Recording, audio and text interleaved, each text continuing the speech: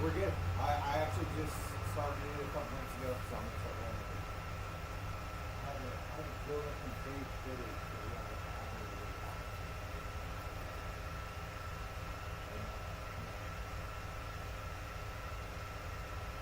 Yeah, no, it's good. I got 4 videos in there now, so I got about an hour or so.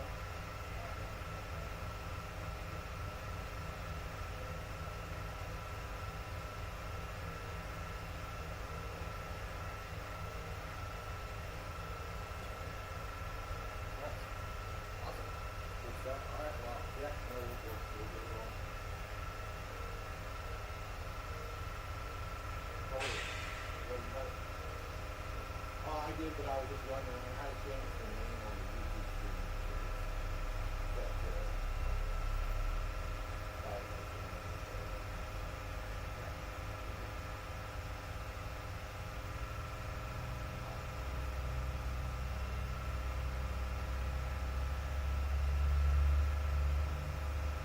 Hello there. Good night.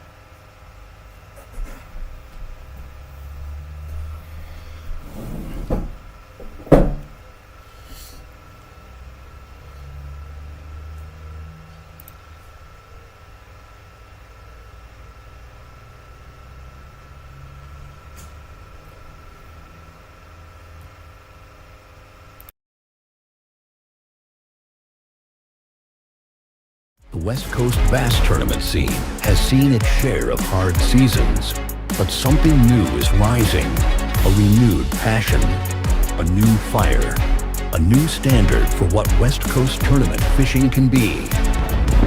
This is the Super 60.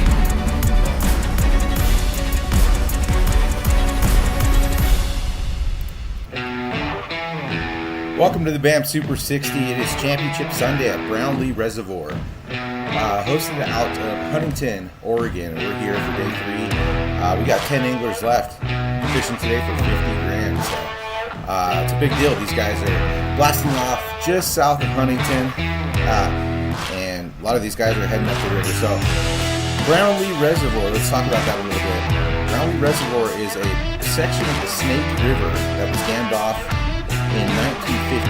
As you're going to see a flyover here, you're going to come down and see the stretch of the Snake River where it's dammed off. So we're kind of nestled in and blasting off out of Huntington, Oregon here. But that's the dividing line for Oregon and Idaho, so we're on the state line. It's a smallmouth fishery. There's about 60 miles of fishable water here. Dammed off in 1958. These guys are looking for structure and hoping for water stability. The water's been pretty stable, so it's been a good year for fishing, especially this late. So the approach format, anglers can do for 2 days. 2 different ways to qualify for the top 5 total keepers over 14 inches, or the top 5 heaviest 5 bass limit bass. 2 days. So day 3. Top 10, go out, everything resets to 0, and on day 3, only thing that goes is 0. So let's check out the top 10. We got 10 anglers coming in. Get to bed. Let's start off with Ken Long. NorCal angler, made the trip up. And they made it in. Top 10. Smallmouth fishery. Obviously, he's got a I would say historically, going after brownfish has always been kind of shaky for me, but I've won in the Boardman pool prior, but I was targeting largemouth, and then I made top 10 cuts at Lake Almanor, which is smallmouth fishery. So even though I say, it's not my strength, I still feel like I can catch them when I adapt, to come here, no practice, 31-day off limits, not get any information, and just fish the conditions. It feels great to make the cut here, away from shallow water, largemouth fishing. Absolutely.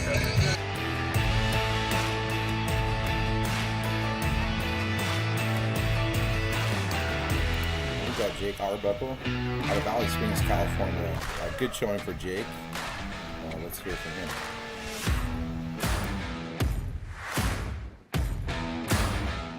man, we're ready to get after it. Really am. You know, blessed to be here on a championship Sunday. You know, it's after my Havasu event, I really needed this one. We got in on weight. You know, a little bit different conditions today. The fish I'm catching are deep, so it shouldn't affect them at all. Maybe move up. I'm ready to get after them and jack them in today. See if we can get it done.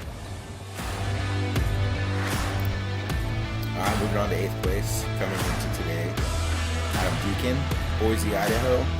Somewhat local, hasn't fished here a ton, but he is familiar with the kind of water in this area. Grew up in Colorado, so he's used to these high mountain clear reservoirs. And Adam, he's a tech guy, so he relies very heavily on his graphs. You know, super excited to make the top 10. Started the year off great with a top 10 at Havasu and here. So I think there's 4 of us. So AO Outer Race is going to be tight for sure. But not focused on that. Today we're focused on trying to win 50 grand. So that's you know, throwing it all the cards on the table, seeing what we can go do. But you know, I made it on numbers. I caught some quality fish. I lost some quality fish. So we've got an area I'm going to start in, but then I'm gonna fish pretty free today, which what I love about this format. You can go and swing on the final day. It's weights for 0. So that's what we're going to do. Moving on to number 7, working our way up the leaderboard. Of course, this is after the 2 days of we got the local Jason Hickman out of Weiser, Idaho. This is his home pond, so he's been fishing here a long time. So I know a lot of guys, you know, a little worried about Jason for today. Oh geez, I've been fishing this lake since I was born. I mean, I'm sure I probably was still in diapers when I caught my first fish here. It's pretty amazing fishery, very diverse, and you know, typically Brownlee is June is the worst month to be here. And man, Brownlee has showed out this week. It's pretty cool to show the world what our Idaho waters have to offer. And man, this is just a perfect showcase of that. So Hickey's definitely you know, on some familiar water. Moving on to number 6, you got Christian Ostrander in Turlock, California. He's a kind of a NorCal hammer. Everybody knows Christian in NorCal. He's a master at the belter. He's a big fish guy. He's good everywhere. And Christian's made a good showing. And that's you know what, man? I didn't even look at a map of this place till I was driving up here. So kind of just, you know, you could go left or you can go right. So I ran around, just throwing a drop shot, nothing crazy. Same stuff probably everyone else is doing. Tried for largemouth day 1. Tried to get some big ends. I didn't catch anything. It was 1 o'clock. I was going home. I was just done. I was over it. Found a couple little spots at the end of the day and caught some 3-pounders day 1. So yesterday whacked the crap out of them, tons of fish, but we'll see what's going on, man. I'm on 3-pounders. I think I need like a little 17, and we'll see what's going on. These big smallies are eating perch and like bluegill and stuff. It's quite bizarre. So yeah, you know, whatever. See what's going on. A little chilly up here. Beats the California heat. So we're gonna go whack on them. There you go. Christian Ostrander. That's good going. Number 5, Randy McAdoo. Randy's been tearing him up here, so a lot of reaction stuff. He's moving pretty quick, covering a lot of water. Let's hear a little bit from Randy what he's feeling. So some of the lakes we have back at home, they're river fed, seasonally, not full year round like this. But so as I was running down this thing, it kind of looked and set up like some of the ones I'm familiar with. So I just started jumping either inside or outside bends until I could figure something out. I don't think I caught a fish on Friday till 11 o'clock.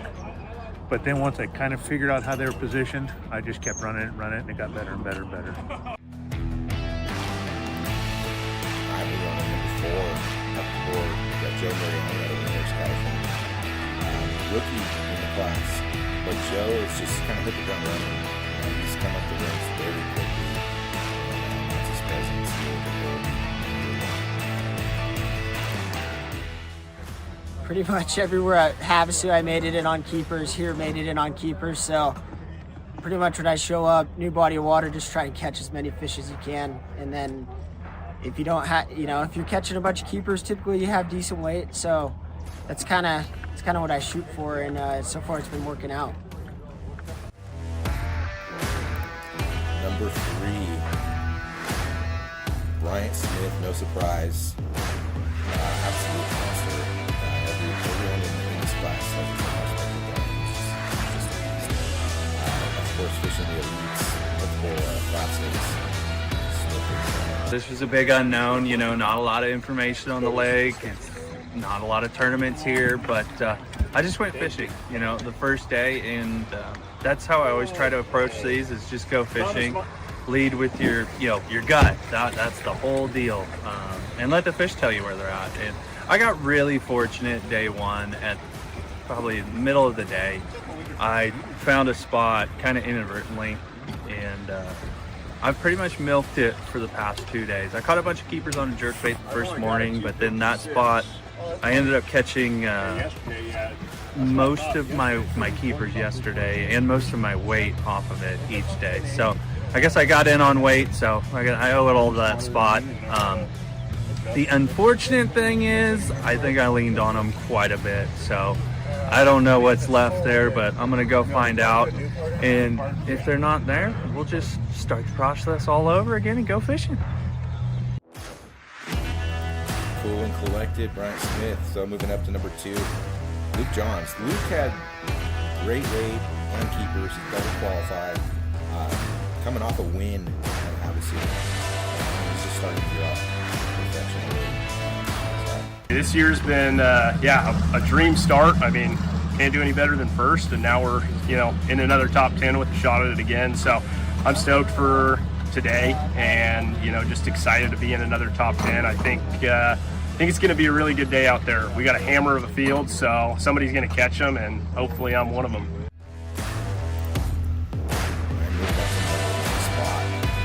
Good bags every day so far.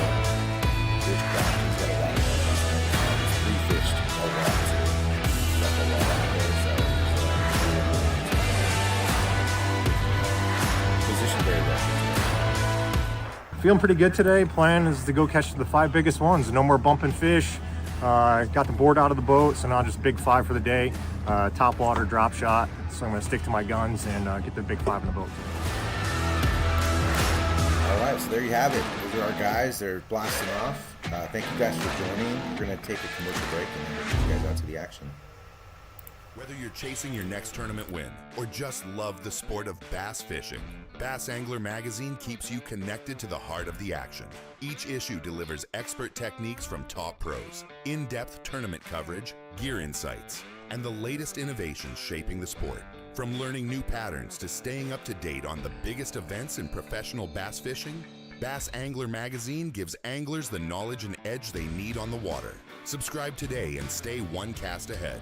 Visit bassanglermag.com and join the community of anglers who live and breathe bass fishing. Tackle Warehouse has everything you need to get out and catch more bass. Rods for every application or technique. Over 1,000 reels to choose from. Monofilament, braid, and fluorocarbon lines. A massive selection of baits from the smallest to the largest. Exclusive baits and colors only available at Tackle Warehouse. Everything you need to build or customize your favorite lures. And of course, countless options to store it all. Tackle Warehouse. Click, save, fish. Competitive anglers powered by Mercury Pro XS outboards have won more bass fishing tournaments than all other brands combined. With lightning quick acceleration, legendary reliability, and lightweight design, Pro XS has everything you need to travel farther, faster, and harder.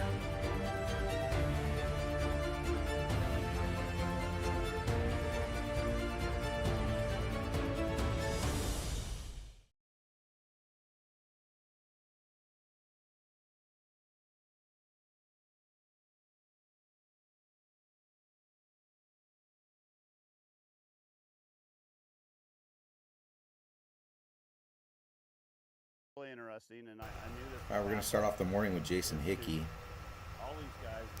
local legend here. Looks like Jason's working on a finesse bite starting the day. You know, so many of us, like on this lake, you know, we all fish memories, and like it or not, that's just how it is. And you know, we try to evolve, but I would tell you, there's not going to be any reaction bite. Like I have some reaction on it. deck this morning just because I ran a couple quick spots thinking maybe I could find a lucky largemouth. But gosh, there's guys catching jerkbait fish and crankbait fish. Like, that does not happen in June. I'd have told the guys, don't even bother. But it's crazy that guys are in the top 10 fishing that way. But sometimes that's the best way to learn your own lake, is just do a reset and start over. Good luck actually accomplishing that. All right, this ain't firing yet. Okay.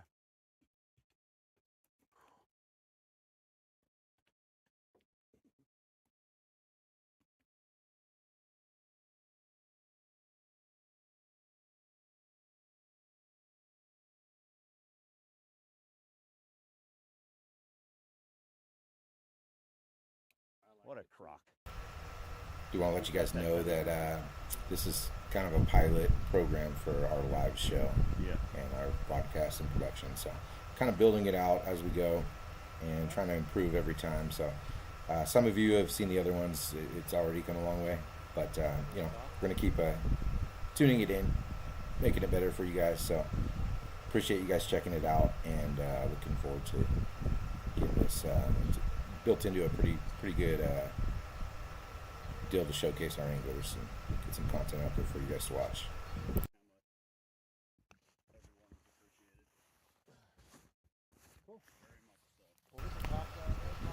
As you can tell, our cameraman's struggling. That's your tournament director right there, Michael Bray. It looks like Hickey's going to make a run. We're going to do another quick commercial, and then we're going to come back to Ken Ma. There's the most reliable motor on trail. Mercury 254 stroke. Randall and I want to talk to you real quick about choosing the right electronics mount for your bass boat. And we know the quality and effort that Van Foster has put into this company. So what you get is a custom fitted mount, not some mass produced universal mount for every bass boat out there. Seat pedestal plugs, tool holders, steering wheel spacers, and battery trays are all made with the same attention to detail that Bass Boat Technologies is known for. Check them out at bassboattech.com. You'll be glad you did.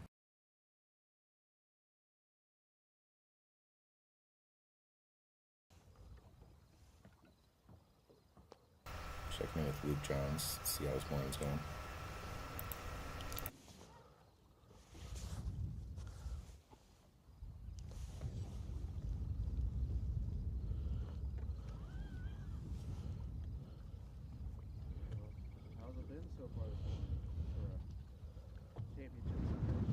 Yeah, it's honestly been quite slow. Caught a couple shorts and one little baby keeper that I actually just threw back. Just how long of the day it is, and I didn't want to have a 14-incher having any issues in the live well. So we got nothing in the box yet, but kind of got down to a little bit further down the lake where I got some more confidence now. Kind of just tried a few random spots this morning, just looking for a miracle, I guess, something lucky to happen. That didn't pan out. So now we are kind of just back to what we know, what got us here, and we'll hope that we can get 5 of the better ones to eat today. Looks like they're all setting up pretty similar to yesterday, so feeling pretty good at the moment. Just got to start getting some of those 3+s to bite and put those ones in the boat.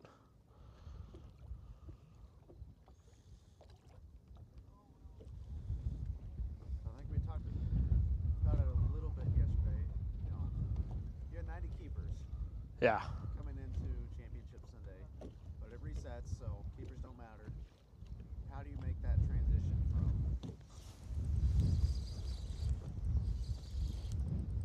Maybe a decent one. Oh, yeah, he's not that big.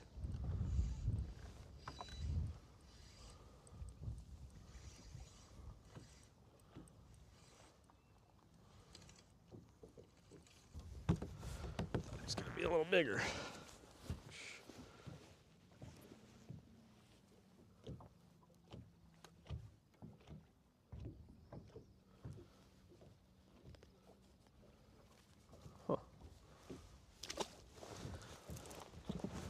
need them to get bigger than that. So.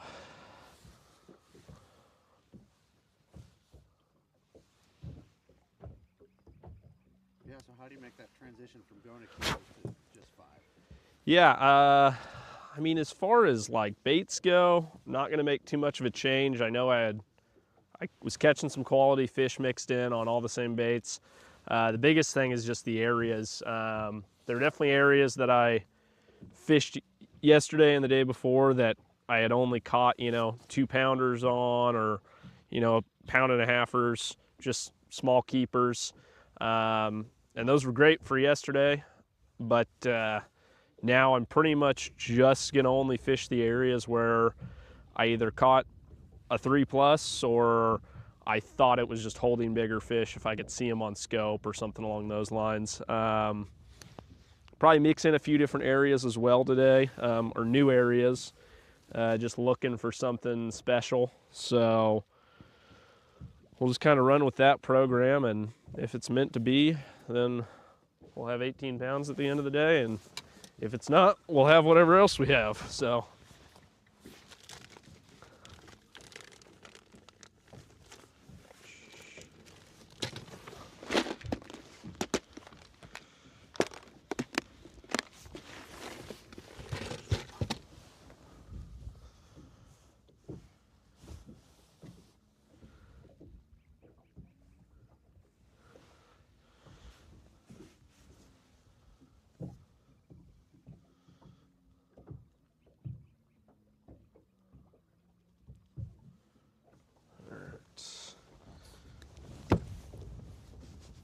Maybe this is the magic worm for the 6-pounder.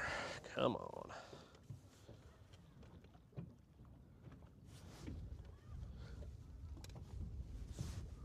Look at this little point too.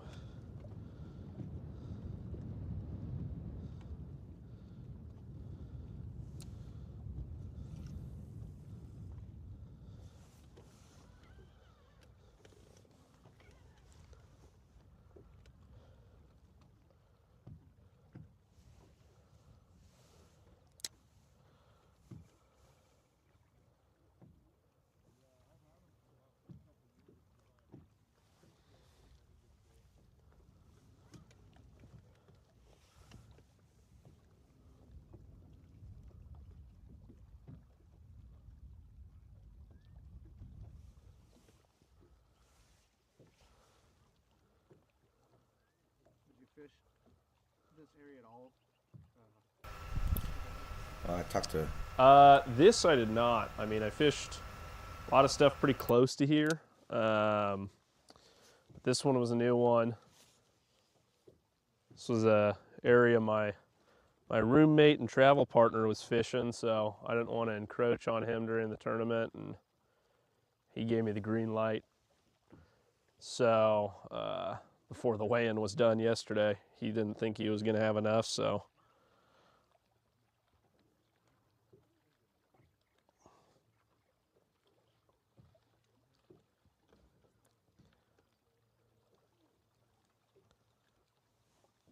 We are also live on.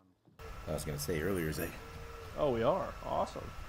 Talked to What's Luke going earlier, on, everybody? yesterday, when he came in to weigh-ins and his... Yeah, I don't know who's going to be watching. My mom and dad might be watching, so hi to them. And maybe Randy's watching on his drive home, so. Drive safe, Randy. Yeah, that's about it. Everybody else is probably asleep, so. At least everybody I know. Oh, getting better right there. But yeah, so Luke was struggling to get his... That's a rat. Fish out of live well. His thumbs were so worn out.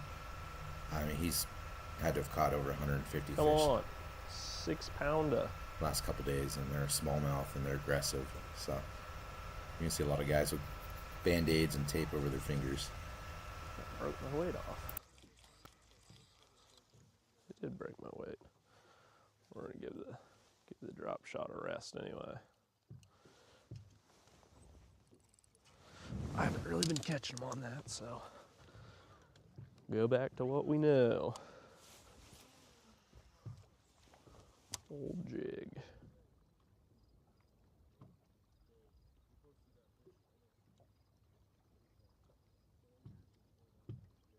Huh. Funny though.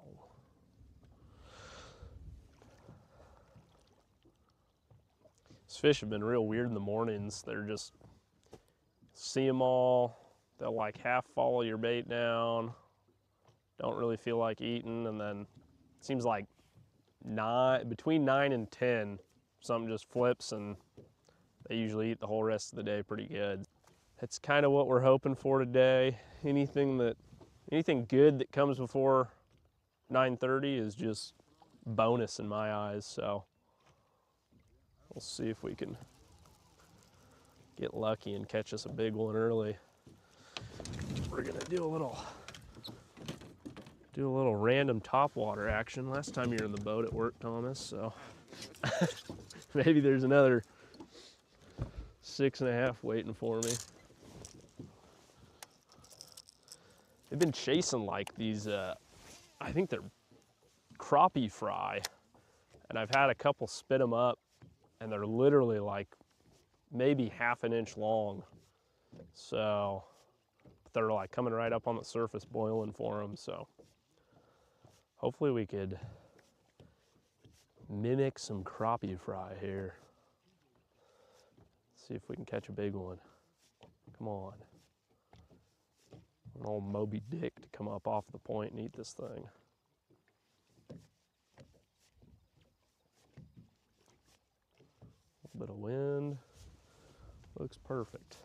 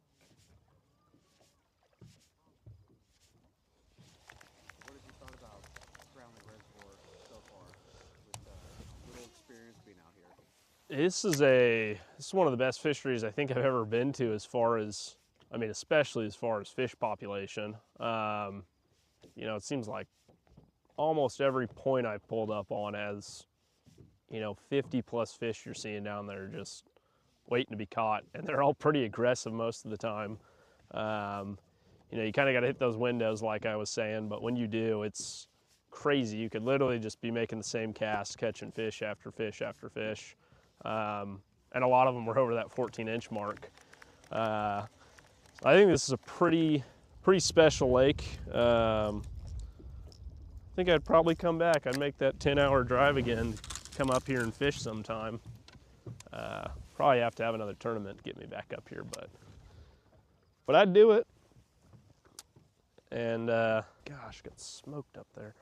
I know there's a ton of good crappie in this lake too, and then there's also a bunch of catfish guys have been catching. So I've been trying to avoid the catfish, but I did catch a big crappie on day one. So I know those are in here. Well, when you saw this on the schedule, mid-late June, did you expect that you'd be full bibs, hoodie, beanie? No, not at all. I mean, I came up in pre-practice, like I said, and it was 85 that weekend over a month ago. And, you know, so to be back in the rain gear and getting rained on literally the first 2 days, it's definitely not what I was expecting. I would kind of have liked it to be 85 and sunny, but we'll make do with what we got. They're still eating, so.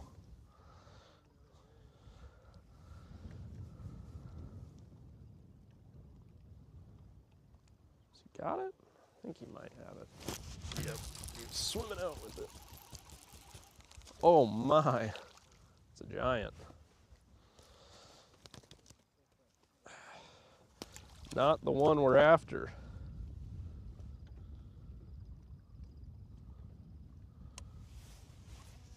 A lot of them back in here, but kind of looks like a lot of small ones. Maybe there's a big one under the dock or something though.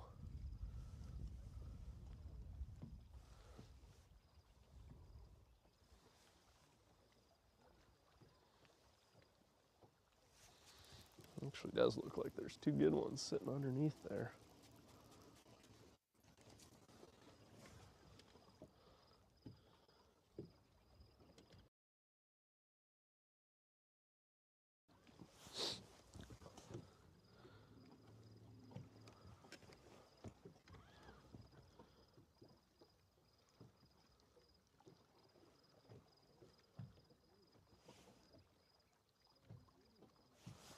It's low. Coming around the back side of that. Huh. Trying to find the cables on this thing.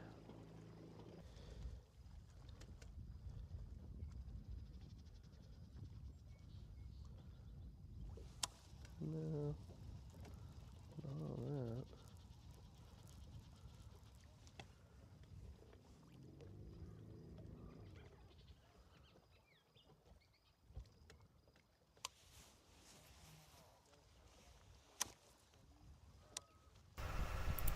So a lot of the numbers over the last 2 days have just been outrageous. But you got to remember these top 10 guys, they're targeting big ones today. So they're not really going to their honey holes of those 14 to 15 inch keepers. These guys are going looking for those bigger fish. So maybe just off those spots that they've been working the last couple days, maybe just looking for some new areas, just something where a big one might be sitting. You know, you may see guys kind of go into their honey holes too if they're struggling, but I think a lot of guys today are kind of fishing a little bit different and targeting those quality bass.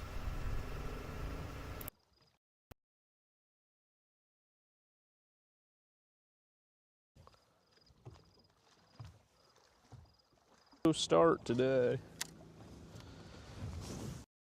which has been pretty average, I guess.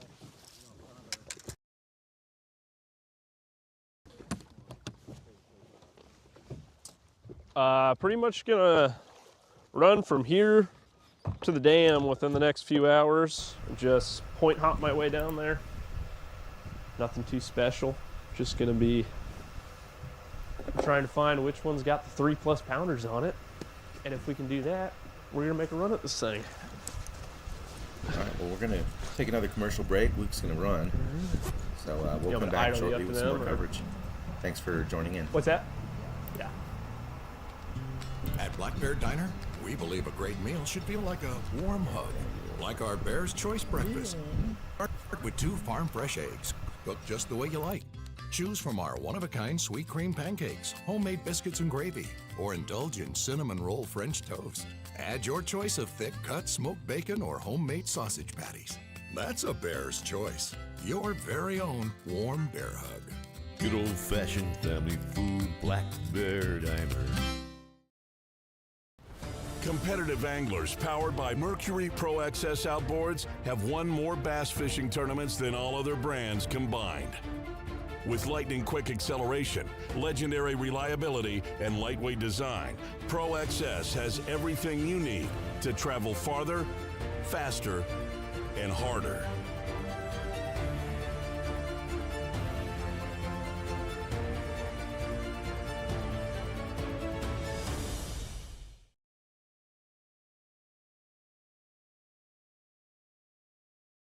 Really early finesse fishing.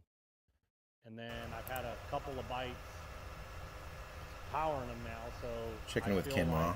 For me to have a chance of winning, Let's see how his morning's I'm going. gonna need to catch, like, I think if I get 2 of the right bites doing this, I'll have a shot.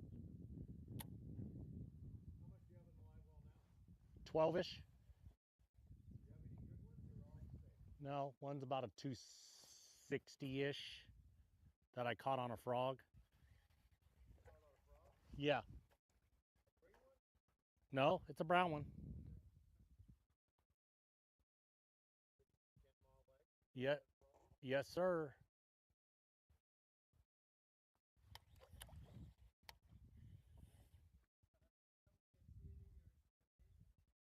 Yeah, I mean, to take 75 scoreable, I mean, that's, yeah, I was 10 with 75 of them. And, you know, a score, it's not a 12-inch bass. You know, we say keeper, but that's a 14-inch bass. If it was a 13-inch bass, it may have taken 100. So, yeah, I mean, it's a great fishery. Yeah, I'm glad we came. Like I said on stage yesterday, I love the format. 31-day off limits and no practice and all that stuff. I mean, I just love it because I think you get to fish so open. You know, like I just caught my biggest one, and I'd never fished in that place in my life. But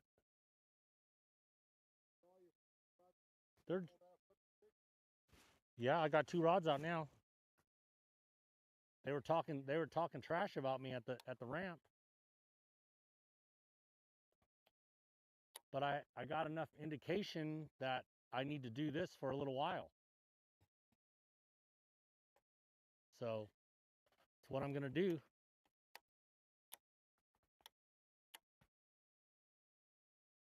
I figured the winner's going to have to catch at least 17 today.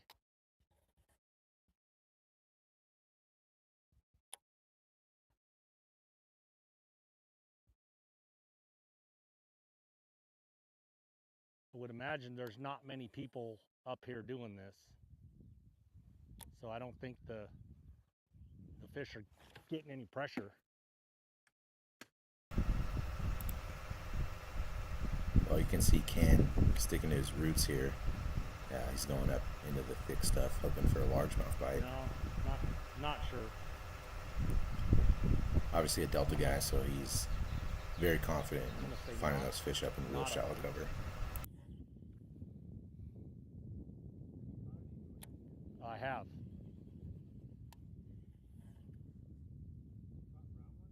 I have, yes, sir.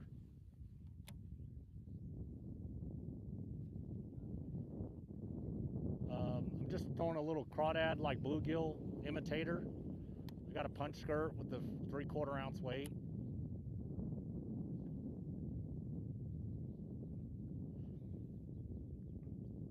I had a really good one shark my bait out of a bush that I did not catch.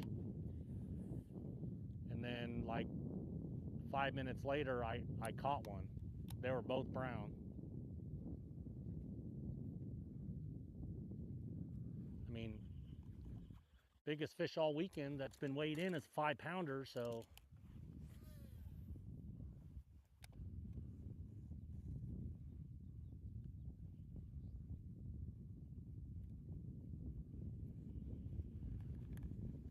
Figured if I have 3 3s is 9 and 2 4s is 8, that's 17 pounds. Again, just want to remind everyone, we're still working out the kinks here, so this is all kind of brand new stuff to the whole crew that we're working with on this project. So might see a little shaky camera work, some audio errors, things like that. So just be patient with us. We'll get this thing dialed in. It's already getting better day by day. So just trying to do our best. And Mark was saying really wants to, piece this together to provide additional coverage and exposure. So hoping to get you guys a good product here. So hang with us. Drop shot in the last 2 days. The biggest one I caught was like a 250, and I've already seen bigger ones than that today. It's a gold gill gavacho.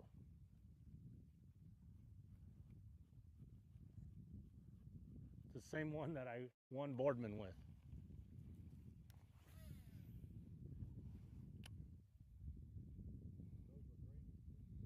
Those were green ones. I caught one brown one, but I didn't weigh it on a frog.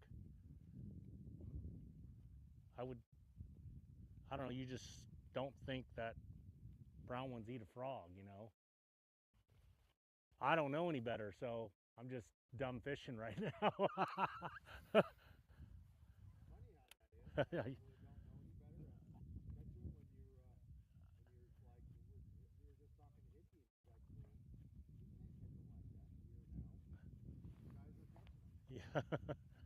Yeah, but you know, sometimes he knows, you know, he knows too much.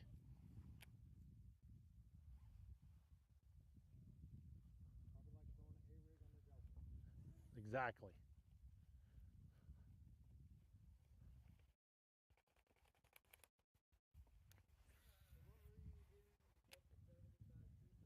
I was basically drop shotting in 25 to 31 feet. And I had this little magic spot yesterday that, I mean, Wyatt was with me yesterday. And I mean,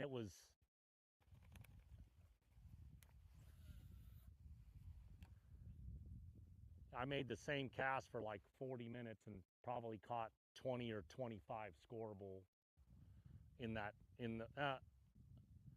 I wouldn't say 25 and 40 minutes, but probably like an hour and a half. I made the same cast and caught 25 scoreable, and I had that by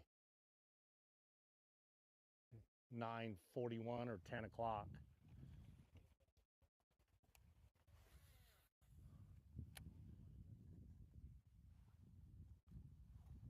So yeah, I mean, I got here finessing. All my competitors.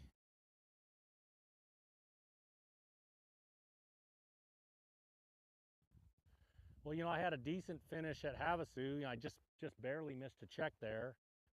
So, you know, now you make a cut and, you know, getting enough points to make the championship. Bam's giving away, you know, $100,000 in a brand new Vexus Mercury that's worth all of that, you know, so don't want to not go to that.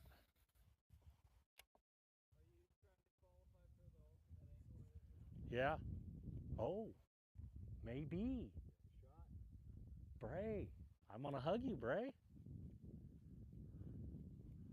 Dang, I kind of had forgotten about that.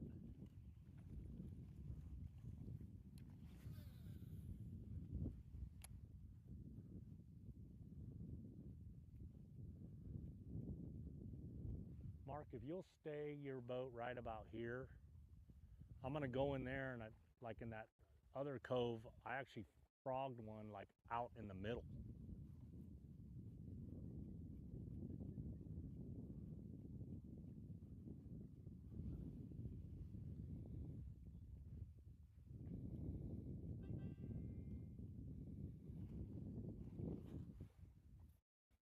Let me silence my phone while you guys are here.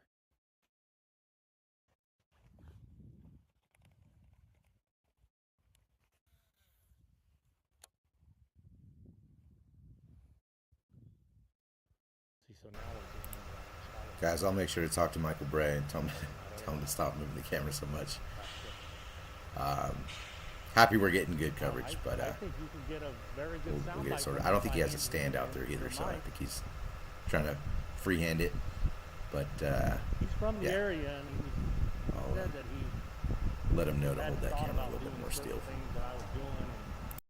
I mean, you know, when you catch 53 in a single day, I mean, it's just a special day, you know. And he and I were just laughing and just giggling like it was, you know, once we got to 35, I was just The like, staff here at Bass Angler Magazine Tournament Trail, we do a lot. Everyone wears a lot of hats here. Yeah, I don't know. So, one of those deals. just happy Bray's able to take some time away from being a tournament director to help us out. Yeah, no, he's 8th in Co-Angler AOI right now.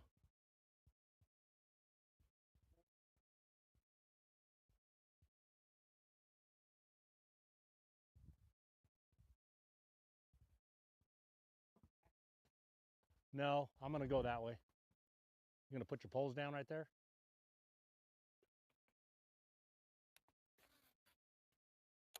Also, I let him know to turn off that tracker. So these are just all the little kinks.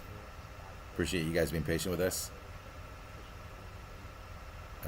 Told him to turn the volume up on his mic too. I think Ken's a little quiet here. So fixing it as we go, guys. Yeah, if it keeps happening, you know, if I keep getting bit in the back, then I'll stop wasting my time fishing into them.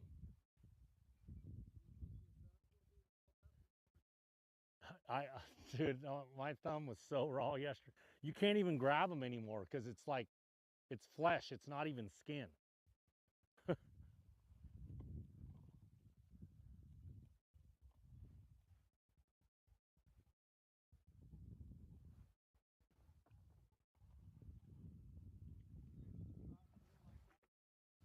With this? Yeah.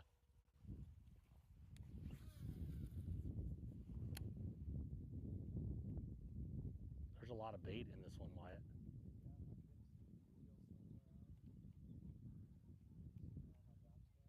No, I could see it flickering up there. Sitting in 3, 4.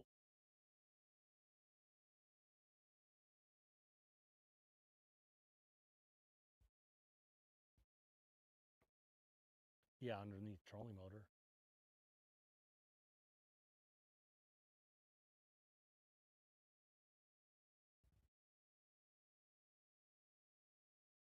Yeah, exactly. I saw that too.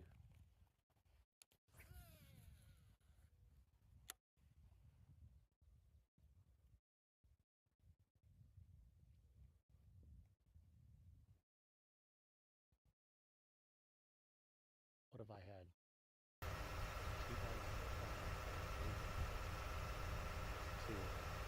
Also, no leaderboard today. If you guys followed the last couple days, you saw that we had a live leaderboard ticker that was real-time pulling data. So we were getting updates as they would come in. But this lake has really, really bad service. It's very spotty. So the BAM Trail decided to let the anglers know they don't have to submit their fish. Typically on a championship day, it's just the best 5 weight. Keepers won't matter, but they would still typically have you submit, I guess, the weight on your best 5. So we have a leaderboard built for that, but this event, it wouldn't really matter all that much just because the service is so bad. We're not really going to get those updates coming in. It was a great venue. So no leaderboard today, but that'll be back on most of the other fisheries.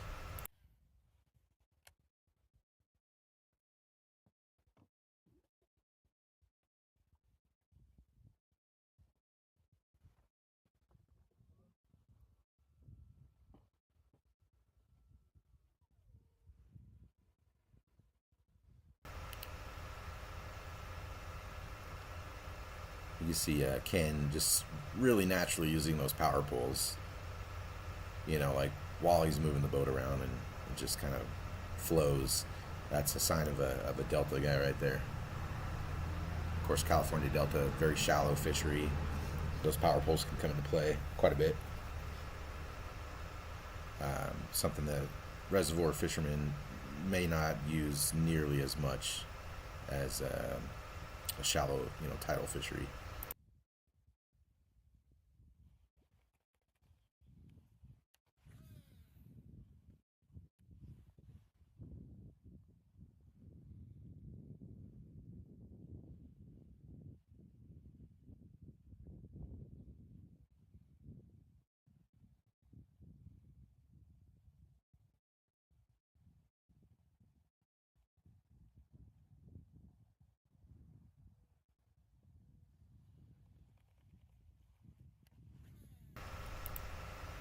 We're going to hang with Ken here just a little bit longer, and then we'll probably hop to a quick break, hear from our sponsors, and then coming on back with Joe Miriani.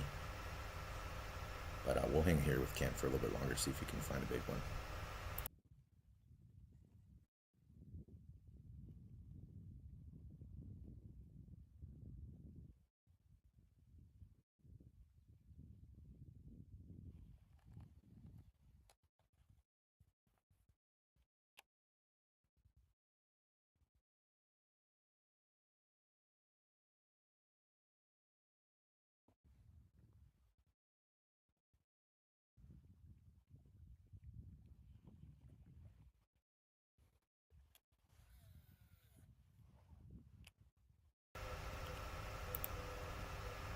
want to give a big shout out to Vexus Boats.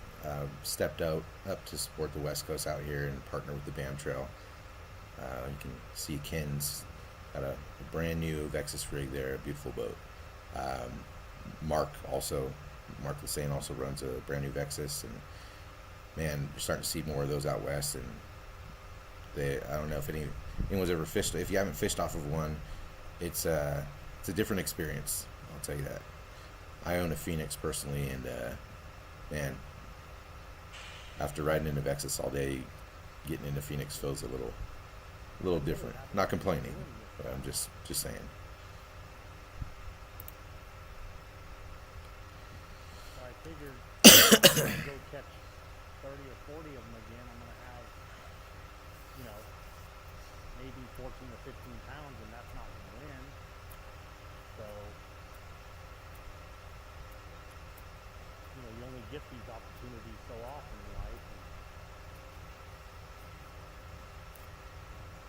can't fish scared.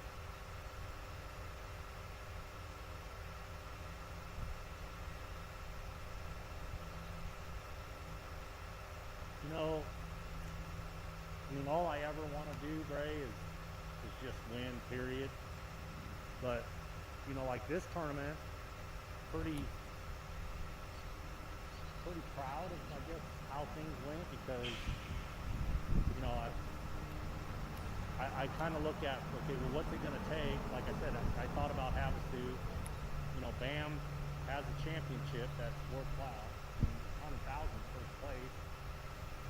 So, you start thinking about,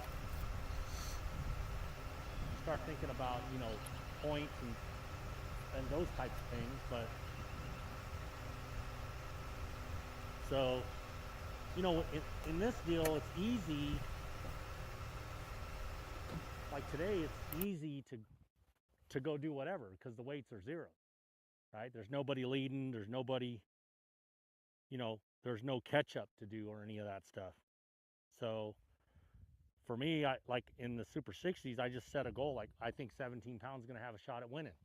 So I'm going to do everything I can to catch 17 pounds. If somebody beats me and I do my job, they deserve to win. So it's a little bit easier to,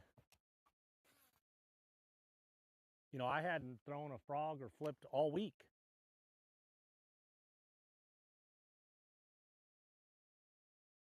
A little pocket, and it just looked right for it, so I pulled the frog out and I caught one. And I told Wyatt, I go, this happens again, better look out. And then it happened again. So that's what I love about the format. You talk about risk, I can run this for an hour or two, and if it doesn't pan out, I can go back to doing what I'm doing. But to really answer your question, how I weigh that out is I look at what am I doing? What am I on? And if I don't feel like I can get to 17 pounds, finessing, to me, there's no difference in weighing 12 pounds and 16 pounds. Yeah, it's a couple $1,000s and a higher finish, but, I'm not really not here for that, right? Ever since those... I want the trophy more than anything. It's not a little bit of money, obviously, but,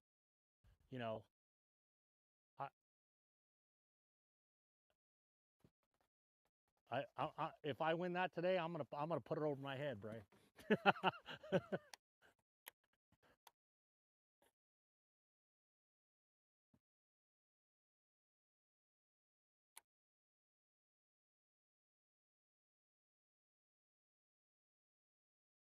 So to finish answering your question about risk reward, I look at what I believe I can catch, and I think if I keep fishing the same way that I did to get here, I think my highest potential would be around that 15-pound mark, I believe.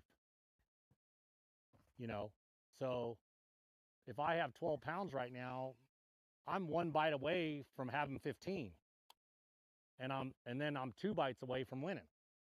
So really, whatever time it is, it's 9:46. I have 5 hours to get 2 more bites is how I look at it. And I'm willing to risk that. I'm willing to weigh what I weigh right now. And if I end up 10th or 8th or 7th or whatever, you know, and I don't want to sound like it's not important, but you know, 10th and 2nd is the same to me. There's no difference in my mind from 10th to 2nd. So if I weigh 16 pounds, when you're driving home, you're like glad you got 2nd place check, but you're sad that you didn't win.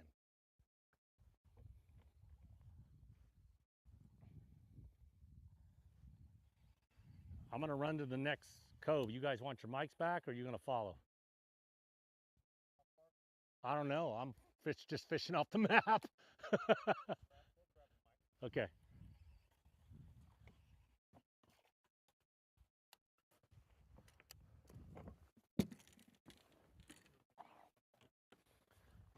Yeah, we're moving.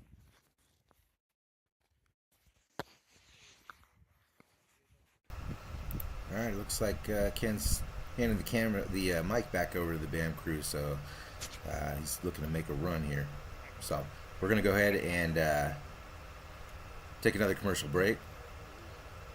Hopefully Ken doesn't fall off his boat. Thanks for joining us, guys. Take a commercial break, and then we'll come back with Joe Mariani. Stay tuned. Getting to see some great fish catches. Guys are. Hey folks, pro bass fisherman Mark Lassane here. My garage was completely cluttered with outdoor gear, but then I discovered StoreQuest self-storage. Now check out my space. It's like my own personal oasis. All my fishing rods, my gear have a home away from home. With everything neatly organized, I can spend more. Thanks to my StoreQuest unit, I've decluttered my life and made room for adventure.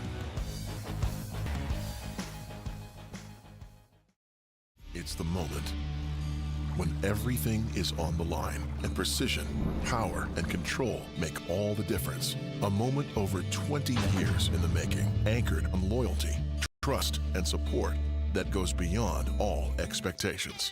A relentless pursuit of perfection. All born from a revolutionary idea to help you rule the water. Power Pole.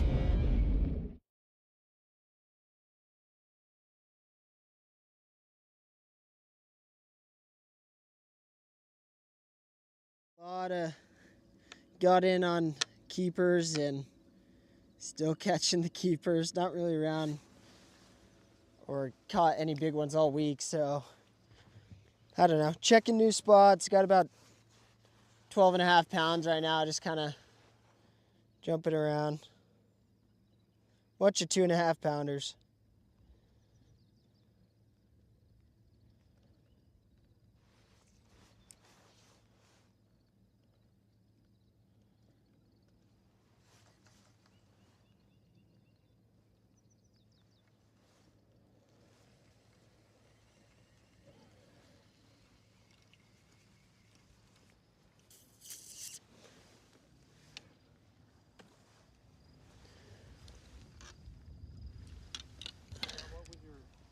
Coming into this weekend, have you been to Brownlee? Have you heard of Brownlee? Yeah, never been to Brownlee. Just kind of heard you could catch a bunch of fish, and it's living up to that. So figured go catch as many as you can and try and get a check or make the top 10 on keepers, and that's what happened.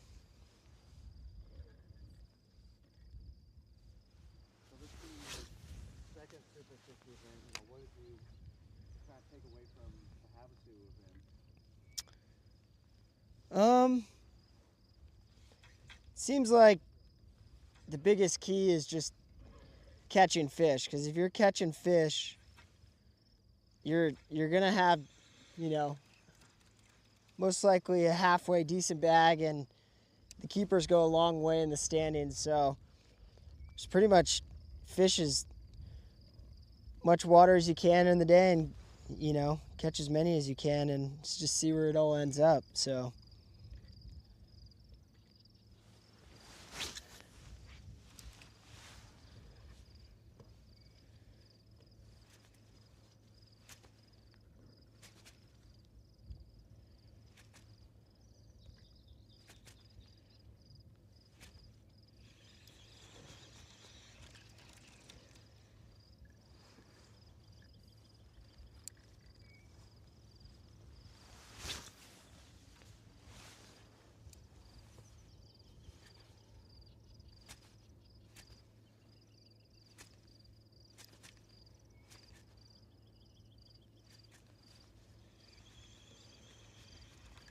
you want to take this spot where basically at the dam all the way downriver? Right.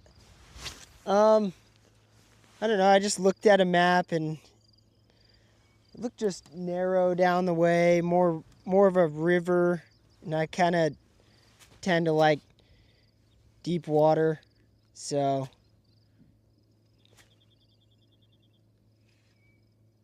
this is what stood out to me.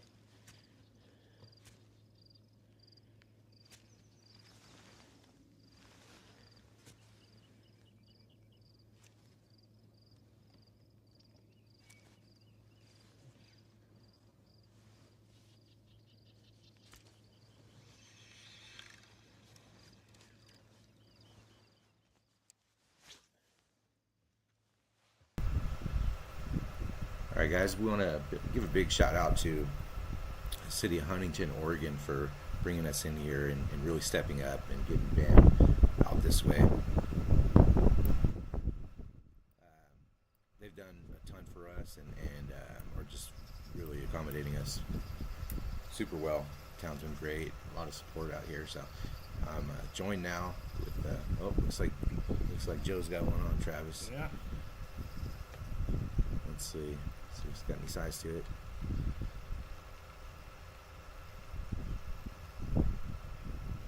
Looks like it might be a decent one.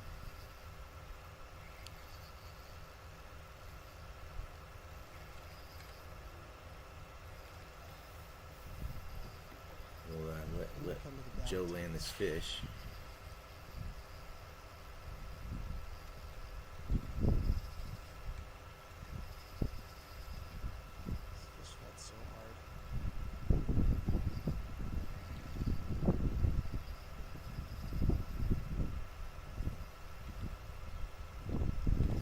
Good one on here.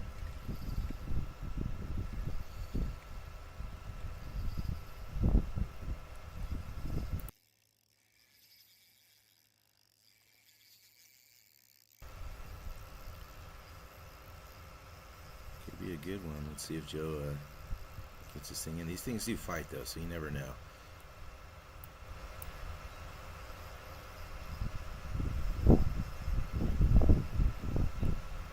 Tell it's Championship Sunday when you're that ready.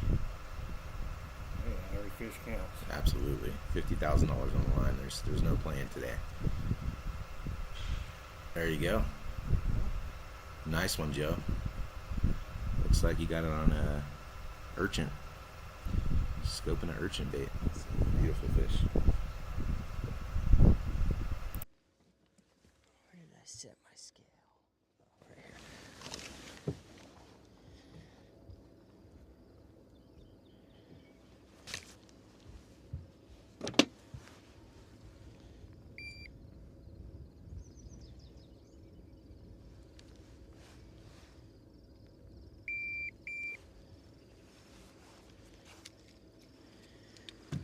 Nice little 2 3/4 Brownlee smallmouth.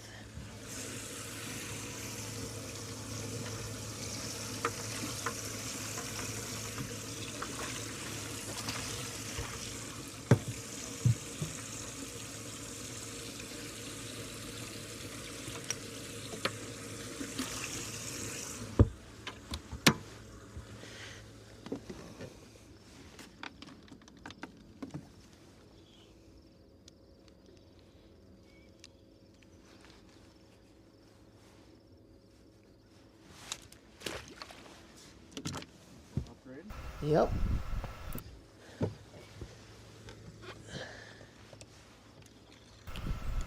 Well, it's got to be a good feeling when you're upgrading on Championship Sunday. It's still pretty early in the day, so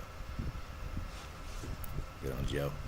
So yeah, joined here with Travis Young out of Huntington, Oregon, and Travis. I don't know what it is about these fish, really how they stepped fight, up but they for twist their lineup and, so got the bad. Damn crew in here. Travis, just want to ask you, like, where'd this all start? I know you're buddies with Jason Hickey. Yeah. Jason approached me several months ago and was talking about this new band tournament. And they were looking for venues, and we decided, Brownlee's a great place to fish. We fished it all our life, so I think we fish small club tournaments here, but why not get a professional one in here? So Absolutely. Mark came down and toured the place, and we came up with an agreement, and it went on from there. That's awesome. Man, what a little gem. It's just crazy. A lot of these guys have never been here, you know, and they just, I mean, everybody caught them. I mean, there was so many fish caught. The numbers were just outrageous. So really just kind of a off the radar, kind of under the radar spot here. So I have a feeling there's going to be a lot more people fishing it here in the next few months. Well, I hope so. I mean, that was part of our plan, is to actually get Huntington out there and let people know that this is a great place to come fishing. It's a small town, small community. You can come hang out. Got places you can camp, or you got Airbnbs you can rent. Well, come spend a weekend, see what it's like. Oh yeah, if you guys come right here into Huntington, there's lodging and cabin rentals, and they got, you know, hot breakfast at the general store, and kind of got everything you need here for a nice bass fishing destination. So it's off the beaten path just a little bit, at least from what I'm used to. Oh yeah. But it's a nice change, and it's a really cool lake as far as just it's kind of, you know, in California we have lakes with mountains like this, but they're not as big and tall. Right. So it's different. I've never really seen a lake where, you know, it looks like a high mountain reservoir, but you feel like you're in a canyon the whole time. You do kind of feel like you're in a canyon, and it's got a kind of a mixed vegetation, but big rolling hills, and yeah, really awesome place. And clearly the fishing is just phenomenal. Yeah. So has this fishery been improving, or has it been kind of steady for a while, or what's the status of the fishery? For bass fishing, it's improving. Yeah. I mean, Jason Hickey and I, we fished small club tournaments right out of high school, and that was a 7-pound bag, and we were coming in with 12 pounds of fish. These guys are coming in with 5 fish, 18, 17-pound bags. So it has improved. Yeah. Have there been any, I guess, action taken to improve the fishery, or is it just kind of naturally I think just it's doing its natural. thing? Yeah. We have a lot of water fluctuation here because of the dam, so this reservoir will be really low come late summer. Okay. And early fall, and then they'll bring it back up. Okay. It's a floodplain. It supposedly catches all the flood waters if you have a big flood. Gotcha. Well, obviously right now, I've heard this time of year sometimes isn't this good, but right now it's just absolutely on fire. Yep. But what's kind of the season, if you go through all the seasons, how does it fish? How does it set up differently? Well, early spring, you can come down here and go bass fishing, and it's every other cast, or every cast. You got, 3.5, 4 pound bass. And then going into this time, the bigger ones, I think they go hide or something, and then you start getting into the smaller 2 pound bass. But you can still get into those big ones every once in a while. You'll find them. They'll eat. Right. Yeah, it's just a special place. It's just funny. You know, I'm not used to seeing these guys all walk into weigh-ins with tape and band-aids on their thumbs. I mean, sometimes that'll happen, but when it's like half the guys, you know, they're railing on him. I think Bryant Smith, I talked to him at the weigh-ins yesterday, and he said that I think he said there was an hour and a half stretch yesterday where he caught. If you took his total amount of casts in that hour and a half, he had over half his casts were fish catches versus not fish catches. That is wild. And so yeah, guys are pretty tender trying to lift those fish out of the live well. Oh yeah. At the end of the day. You're looking at what, 84 keepers and the fish count for 2 days. Exactly, and the keeper size for the BAM Super 60 is 14 inches. That's not a small fish. No. You know, 14 inches is a good fish, especially a fighting smallmouth. Yeah. So you got to take that into consideration. These guys are probably catching a ton that are just 13 and a half. Still good fish. I'd love to catch those all day. Oh yeah. But hundreds of fish. I think Luke Johns too. I think he said he probably caught around anywhere from 70 to 90 fish each day. Yeah. I mean, that's unbelievable. So That's a good time for me. Oh yeah, it looks like it's a little bit slower today. Yeah. The guys aren't catching them as much, but then again, you got to think about the format. On day 3, you're just going for weight. Yeah. So they're not really, a lot of these guys who at least were going high on the keeper count, they're not going out there to those honey holes of the 14 and 15 inchers. Yeah, those big schools of them. Exactly. They're sort of on search for those maybe those roaming fish that are a little bit bigger and targeting maybe some ambush areas and things like that. Some bigger suspended ones out deeper. Yeah. So in your experience here, what are some of the big bags? I mean, have you guys seen 30-pound plus ever? I've never seen one for 5 fish. Yeah. Okay. For 5 fish, 21, 22, maybe right up there close to 24. Right. Is probably the best I've seen. Okay. Well, man, these guys are flirting with those numbers. Yeah. You know? Some of the, that just goes to show you these guys on the West are unbelievable. In the Super 60, and guys that have never been here, they come here, no pre-practice, nothing. They get on the lake on day 1, and somehow they break this lake down so quickly to where they can catch 18 pounds a day. Well, I can tell you, I lived here all my life, and I can go out fishing all day, and I can catch 5 fish, maybe some days. You know, so it's really good right now.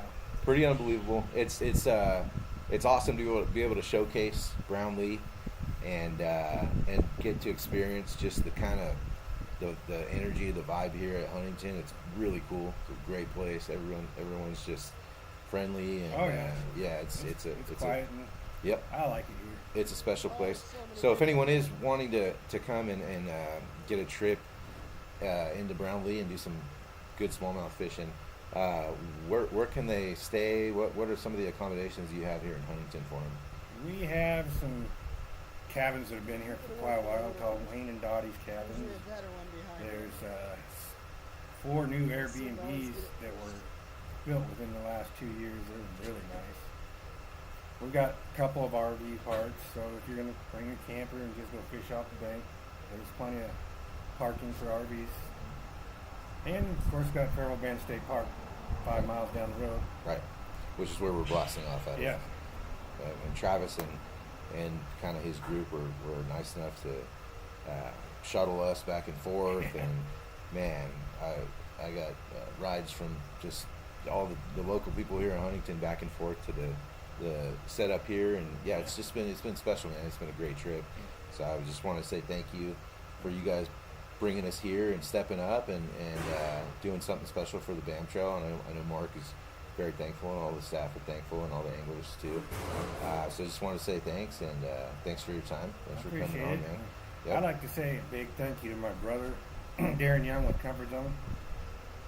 I couldn't really get a whole bunch of people on board with this because we've never had a tournament like this, but Comfort Zone Heating and Air there in Weiser, they stepped up and gave me a big donation to help bring this on. And I really appreciate everything they did for us. Absolutely. The T&T Country Store, and Indian Head Electric, we've all pitched in, and I think this went off great. Yeah, it was awesome. I think it was fantastic. And you can tell these anglers, even Luke Johns just earlier was saying, he said, man, you know, this place fish is so good. I'd probably come back here. It's a 10-hour trip, so he said he'd probably have to have a tournament at least somewhere up in the, in the region. But he said he'd probably make it a point to make a day over here and fish it again. Oh yeah. And that says a lot for, a long drive from NorCal. I can tell you, because I rode up with Luke, and it's it's a hike. But no, a special place and a great community, and yeah, I just want to say a big thanks. And like I said, I mean, people are paying attention, and I think you'll probably see some bass boats cruising in from out of town here in the next few weeks. That'd be awesome. Yep. Who doesn't want to come up here and catch 100+ smallmouth? Yeah. Well, you better do it now while it's on fire. Is what I gotta say. Exactly. All right, Travis. Thanks again for your time. I appreciate it. Appreciate you. Yep. And we're gonna go to commercial break, guys. Stay tuned, and we'll be back with Joe. Whether you're chasing your next tournament win or just love the sport of bass fishing, Bass Angler Magazine keeps you connected to the heart of the action. Each issue delivers expert techniques from top pros, in-depth tournament coverage, gear insights, and the latest innovations shaping the sport. From learning new patterns to staying up to date on the biggest events in professional bass fishing, Bass Angler Magazine gives anglers the knowledge and edge they need on the water. Subscribe today and stay one cast ahead. Visit bassanglermag.com and join the community of anglers who live and breathe bass fishing. Competitive anglers powered by Mercury Pro XS outboards have won more bass fishing tournaments than all other brands combined. With lightning quick acceleration, legendary reliability, and lightweight design, Pro XS has everything you need to travel farther, faster, and harder.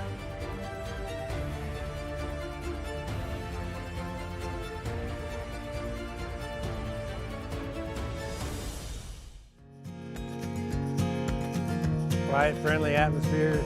We got some people that are trying to make more accommodations for people to come here. So they come in fishing for weeks at a time. And there's actually 2 boat launches within 5 miles of this town. There's a state park, Merrill Bend State Park. They have a boat ramp. And then we have actually 2 RV parks in here. We've got T&T RV Park, and then we have an RV park up there by the hill. We do have an outfit that has tiny homes too. Come down, enjoy it. It should be a fun experience.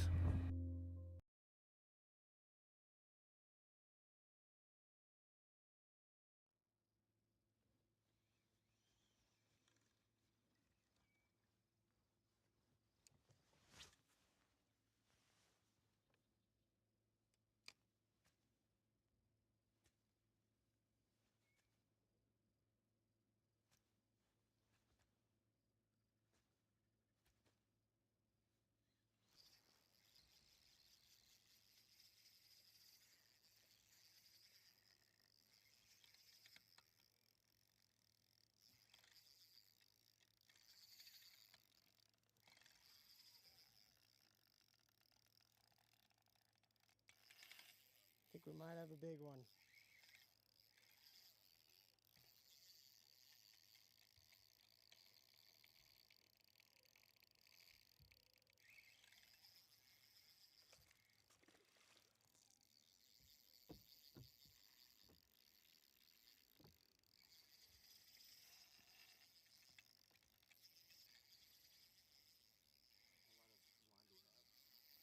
$10 pound. Yeah.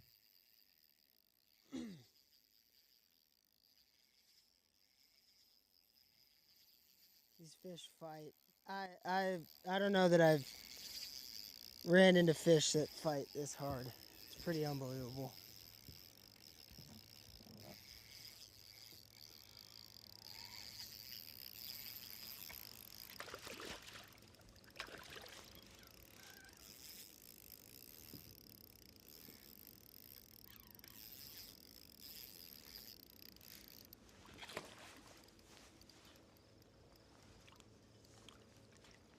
I mean, you think that he wanted that thing? It's gone.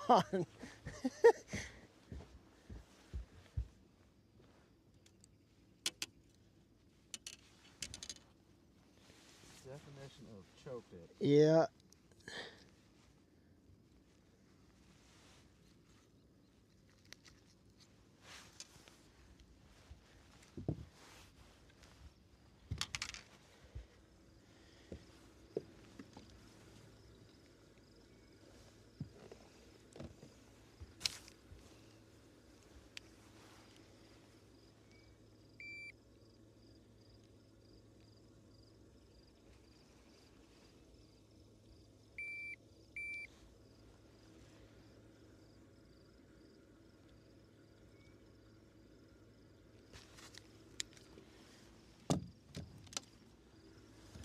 Another 2 3/4.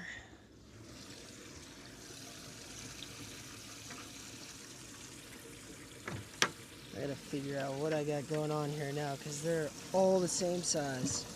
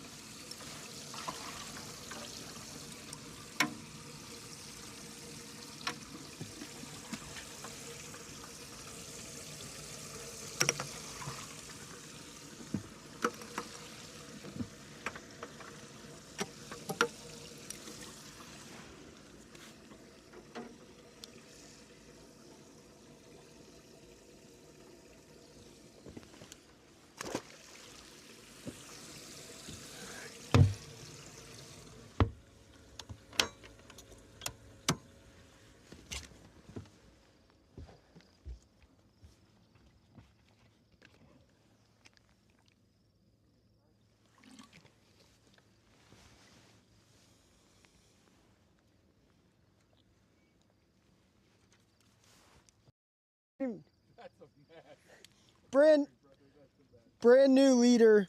It's something about these fish. I don't know what it is. But they knot up your line. Yeah, it's time for a new leader again. It's like they're down there like spinning and doing whatever.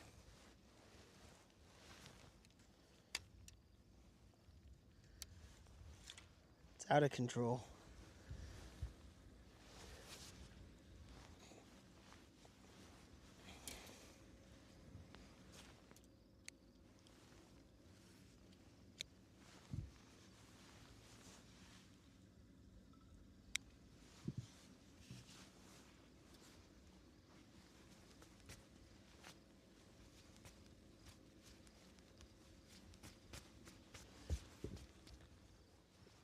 Maybe that's why I retie a couple more, slide up.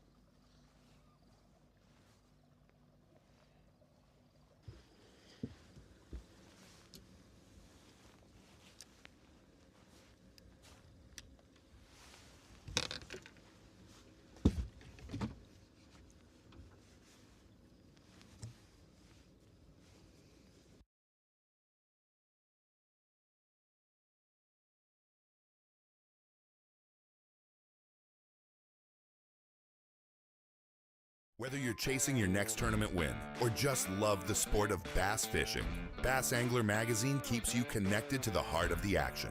Each issue delivers expert techniques from top pros, in-depth tournament coverage, gear insights, and the latest innovations shaping the sport. From learning new patterns to staying up to date on the biggest events in professional bass fishing, Bass Angler Magazine gives anglers the knowledge and edge they need on the water. Subscribe today and stay one cast ahead. Visit bassanglermag.com and join the community of anglers who live and breathe bass fishing. Randall and I want to talk to you real quick about choosing the right electronics mount for your bass boat. And we know the quality and effort that Van Foster has put into this company. So what you get is a custom fitted mount, not some mass-produced universal mount for every bass boat out there. Seat pedestal plugs, tool holders, steering wheel spacers, and battery trays are all made with the same attention to detail that Bass Boat Technologies is known for. Check them out at bassboattech.com. You'll be glad you did.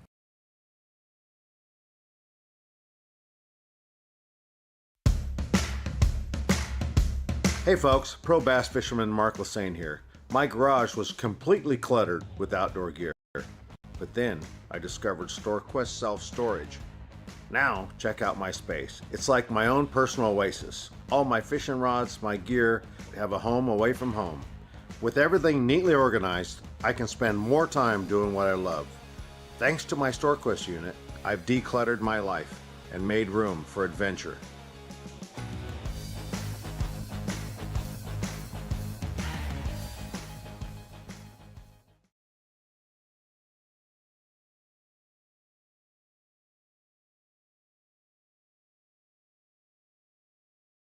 Oh, the YouTubes. So keep the profanity to a minimum, huh? Yep. Gets clicks, Thomas. He gets clicks. Via Elon.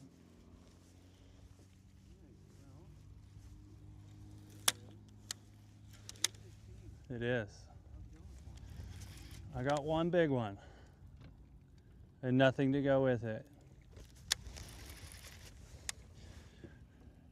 Unfortunately, I feel like I probably leaned on this spot a little too much to get into the top 10.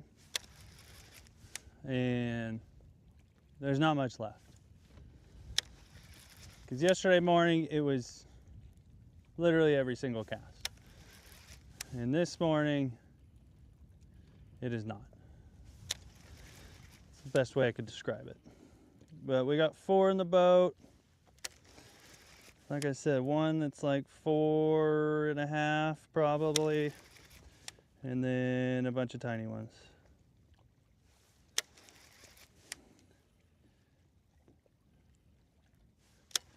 I see them down there, but They are pretty smart anymore. They're onto my tricks.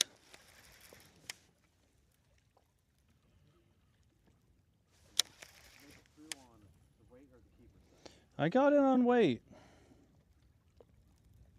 I think I would have made it either way, but yeah, I was really kind of a bummer yesterday having to fish this. But it was my best shot at getting in. I don't know if I could have got in anywhere else, but if I could have had this, and I mean, I found it first day of the tournament, and you know, caught probably 12 or 15 with a couple 3.5s and a 4-pounder.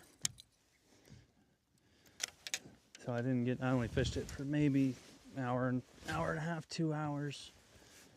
But came here yesterday and it was every cast. But today, not so much. They're either wise to our tricks. I mean, I caught 31 of my keepers off this, so it's not big. It's basically from that tree to that rock point. It's just a ledge, steep drop, kind of a secondary deal. And I think the reason they're sitting here is there's a school of crappie here. All the big ones have a baby crappie in their throat. Can you call Michael Bray? He says it's urgent. How do I? Oh wait, you're not on the Starlink, are you? Well, I can look into it, but I need the password. It's Starlink Bray. If you click on that, I think I can share the password with you. Okay, I'm clicked on it.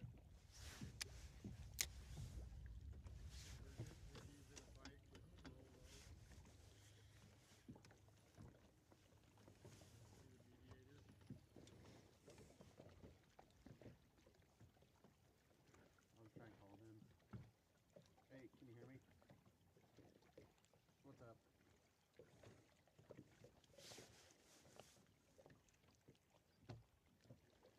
Yes.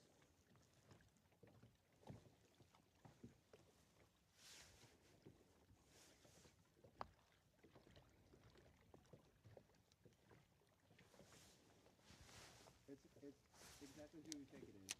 Are you serious? Uh-huh. There's an issue? Yep. What do you want me to do? What do we need to do, or?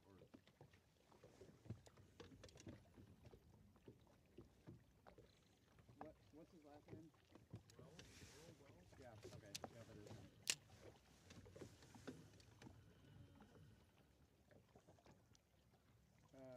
Were you on Mark's boat this morning? He was, I don't know, a mile downriver.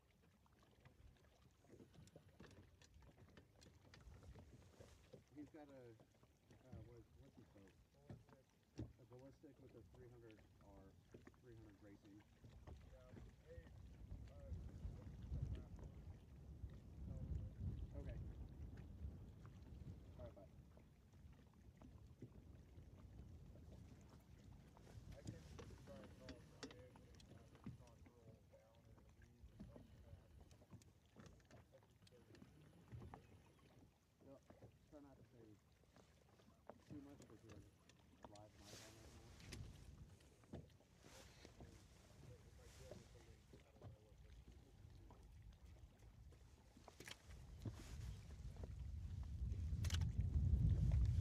Oh, come on.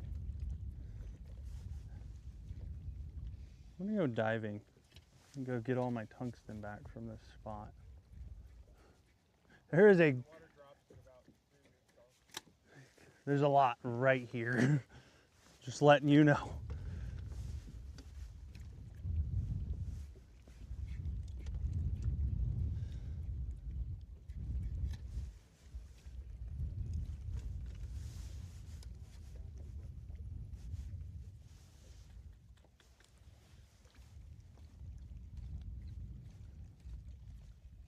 Really?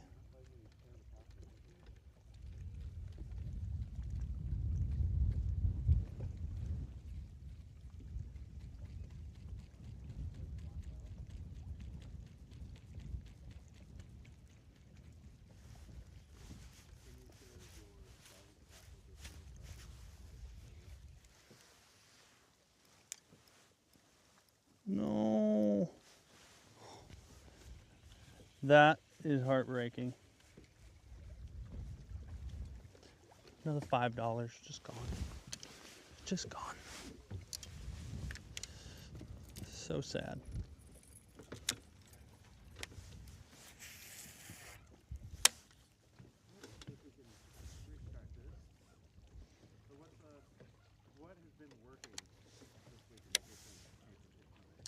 So I started out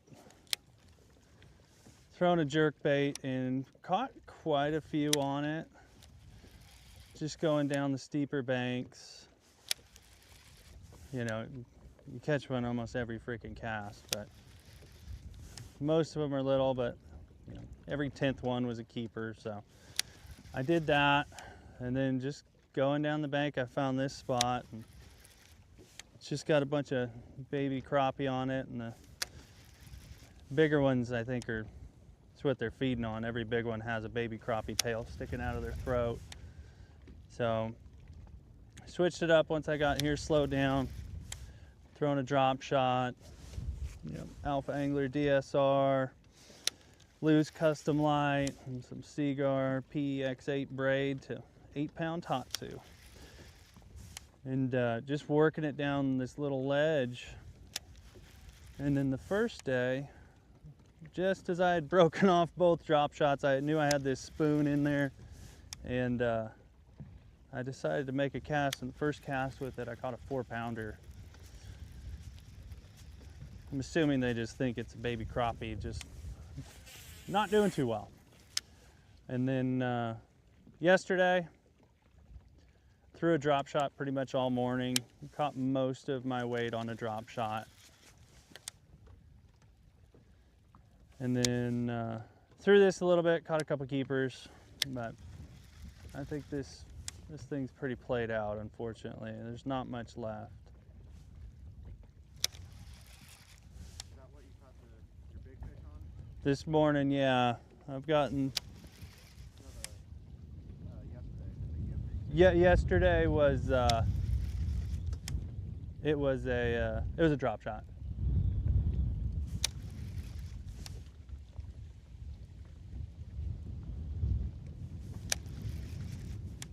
So we're gonna probably bail on this spot, unfortunately. Pains me to say that because it's been so good to me, but they're just too dang smart now. Or there's none left, I don't know. I see them down there, but I've only caught small ones, and I was catching a lot more 2.5 to 3-pounders off this the past couple days. Just not happening this morning. So we'll come back in a little bit probably, but I'm not sure what I'm gonna do right now. Actually, we're gonna go the other way. No, we'll go this way. Throw a jerkbait, see if we can't catch a number 5. Cold front might have them a little messed up too. Go. It's cold. Yeah. I mean, I'm not mad at it. It's nice. Yeah,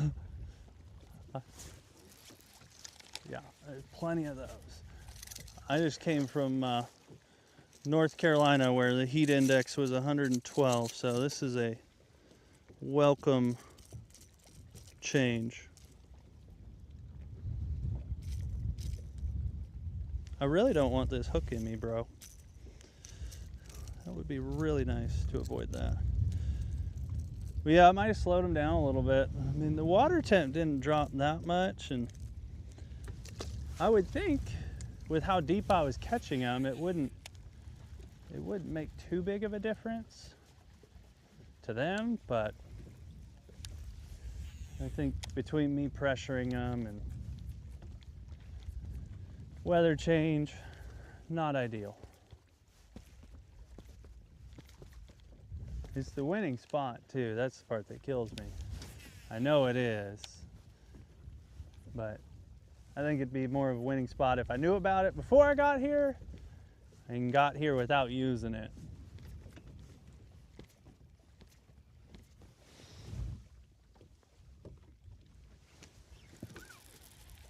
All day long.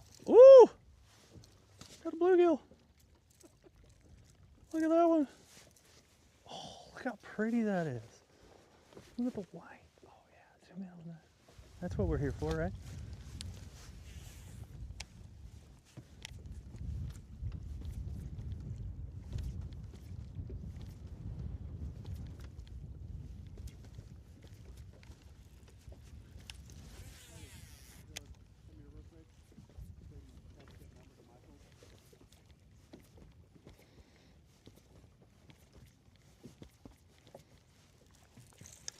I mean, I can't not get bit.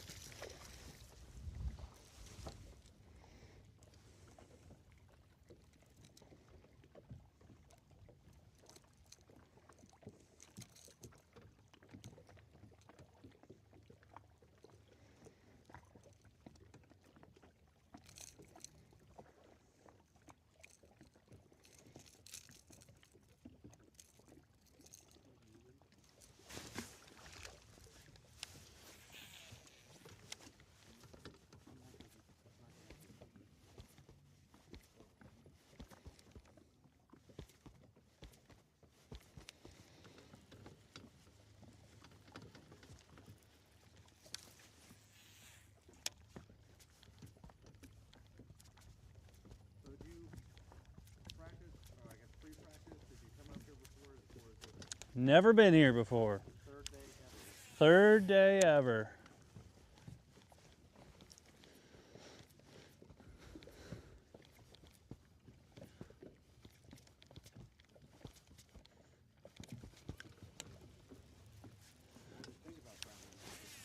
I think it has more fish than anywhere else I've been in my life. It is unbelievable. A lot of small ones, but it's got some nice ones too. Caught a 5-pounder yesterday. Got one 4.5 today. It's got some nice ones. They're always a surprise too when they bite. Like little one, 4-pounder. Little one, 3-pounder.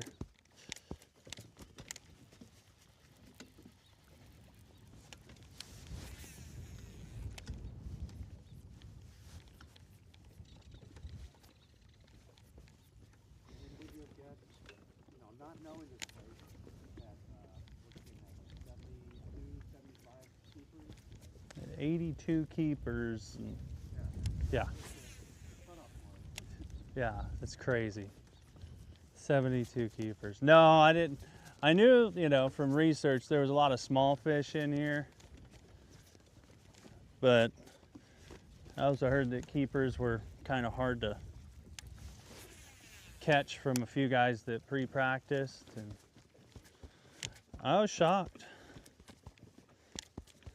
I was actually excited the first morning when I put my first one in the box. I'm like, hey, I'm not gonna zero. And then 40 keepers later. Guys are catching 60 and 70 keepers a day. It's just wild. I was trying to figure out a way to be more efficient because it's a pain catching them on a jerkbait and a drop shot. Like, jerkbait's always tangled up. Drop shot, you got to retie it after every other fish.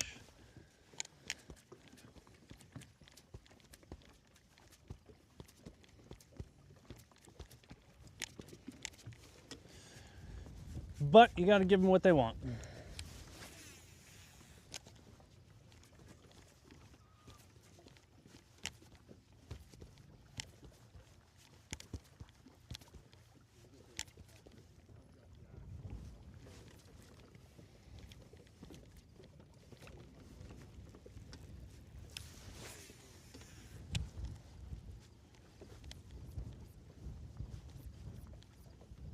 It never fails too.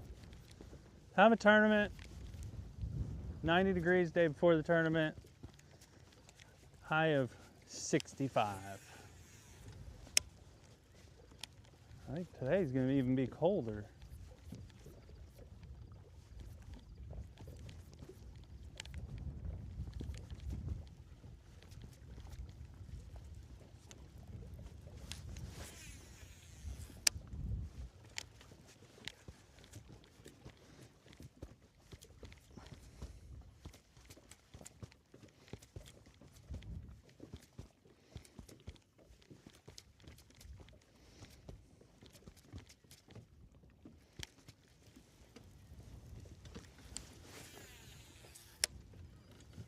So when you come to, a new body of water like this, how do you break it down in, well, I guess 2 days in hopes of making championship Sunday? Yeah, it's tough. You gotta kind of pick an area. Just based off of research and everything, from the powder to the dam was kind of my choice, and then you just start fishing. It's just like day one of practice. I pick a few things I want to fish, a lot of variety. I try a lot of different things the first day, and whichever one ends up like I feel is the best deal, it's what I run the rest of the day. But you got to keep moving, until you find them. Having never been here, I can't just sit on a spot and hope they're there, You gotta keep moving. That's why I threw jerkbait so much. I figured it would show me at least the activity level and where a lot of fish are using my active target. I can see them follow it, I can see them chase it.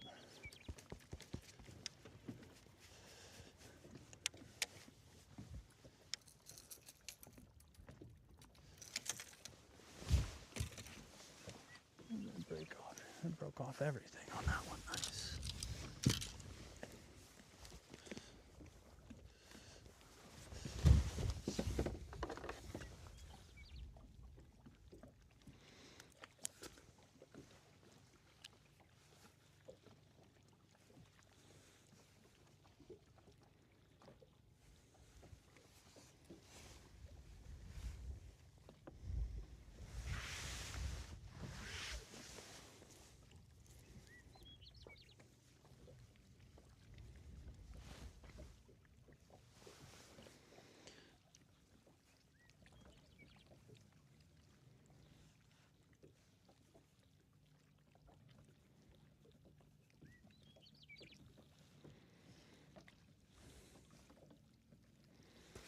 And you gotta keep an open mind too. If you get locked into anything, it's fishing. It's always changing. So I could sit on that spot for 3 days and hope for the best, but I just got a feeling there's not much left. So try to find something else.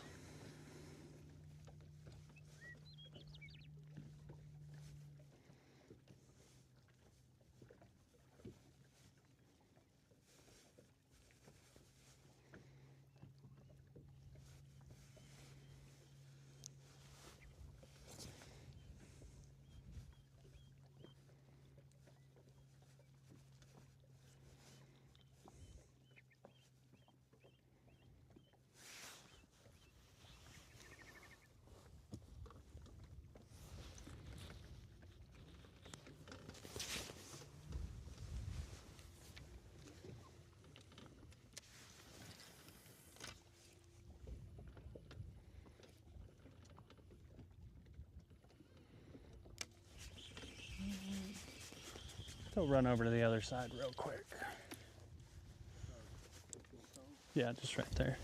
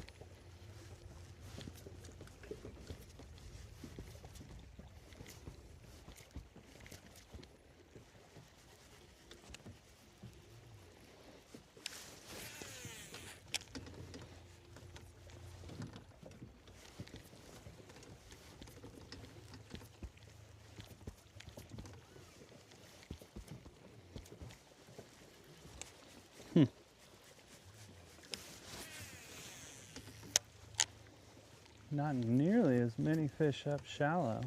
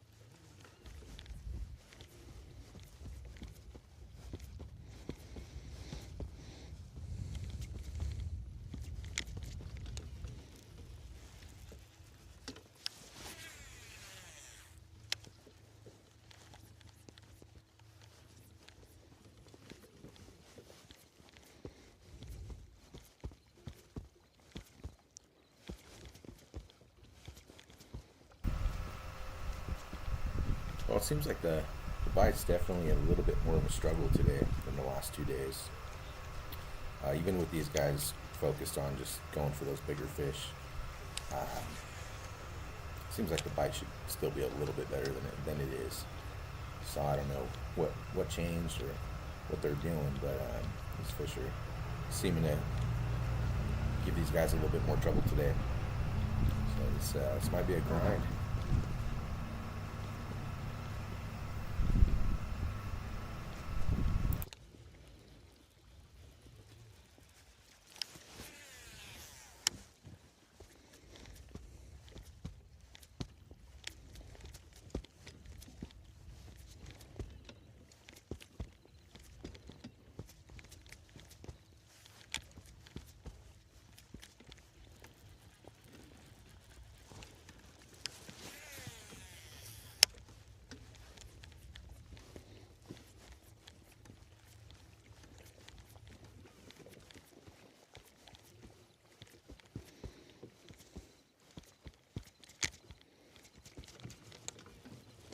That is interesting.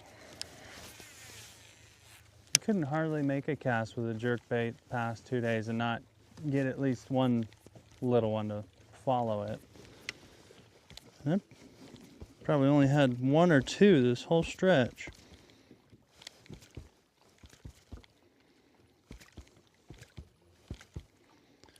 Dang.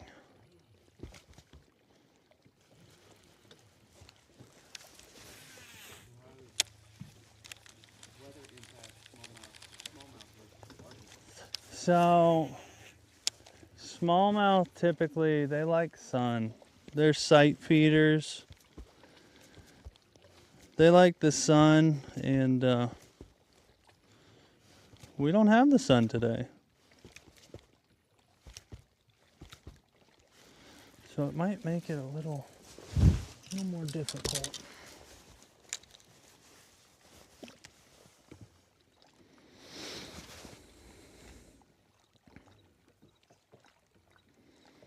I don't think those are very big.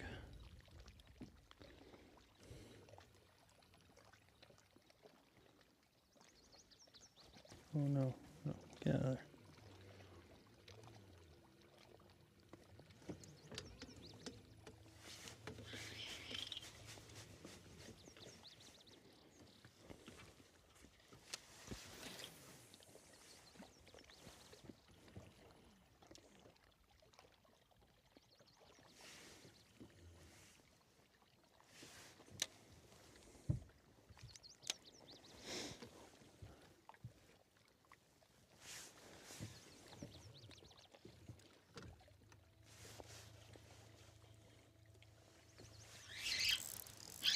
Oh my goodness.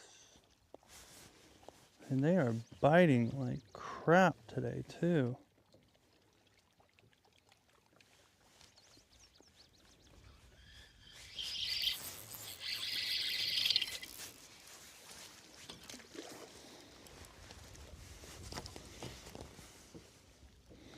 Easy. Don't flop.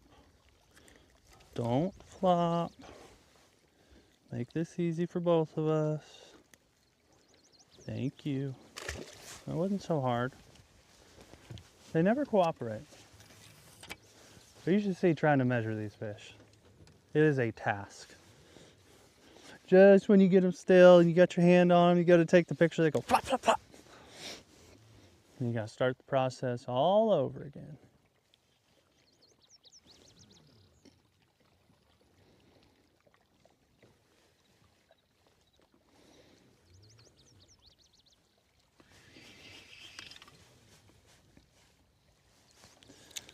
Measuring 40 fish a day, it's not fun.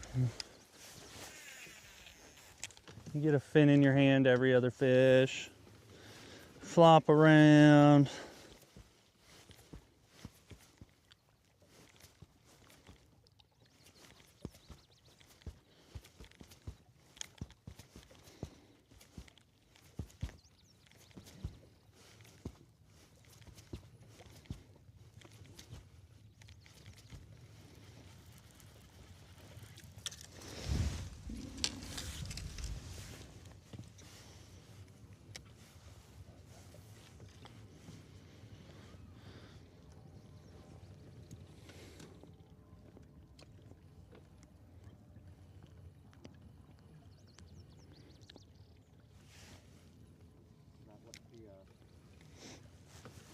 On your fingers are for? Yeah, this is the protectant electrical tape. It's great. Keeps the pain to a minimum.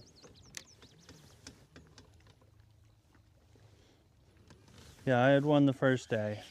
It was 6 inches long. First morning, like an hour into the day. 6 inches long. And it flopped in my hand, and its gill plate cut right on the tip of my finger. That has been a fun one for 3 days.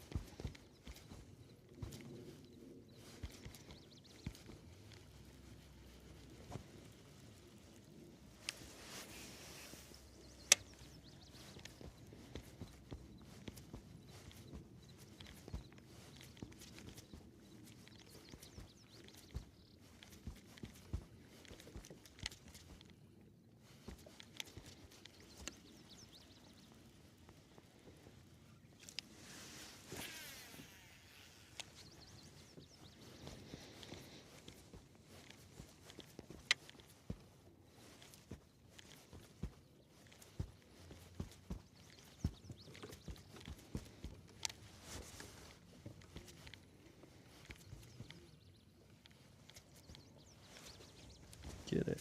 You're a better one.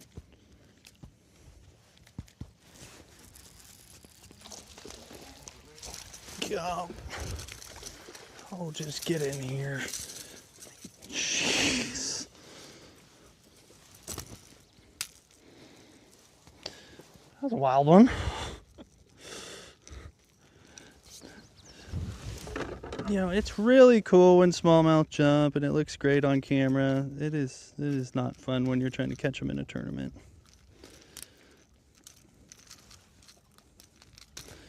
Luckily, this one had it pretty good.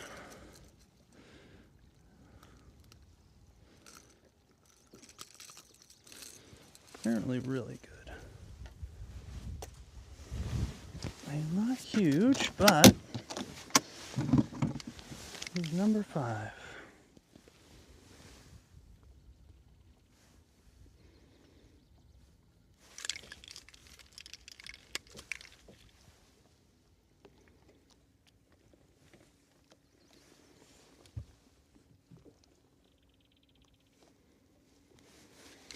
Pound and 3/4.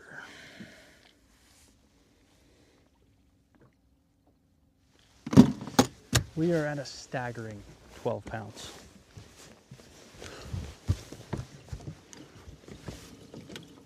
A staggering 12 pounds. Everybody at home should be really impressed. Especially when one fish is a third of that.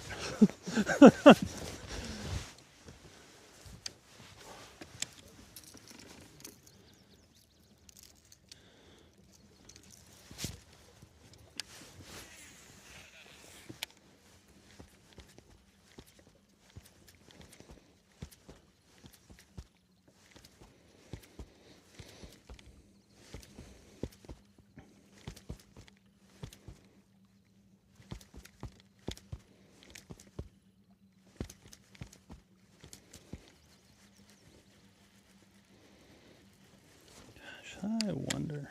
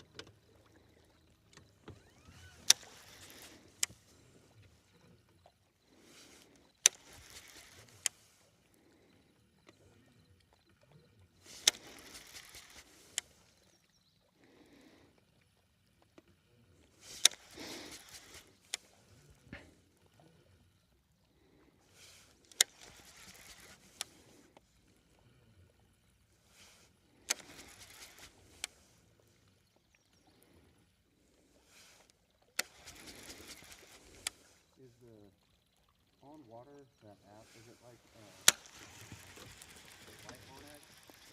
Yeah, similar. On Water is it's kind of a do everything app.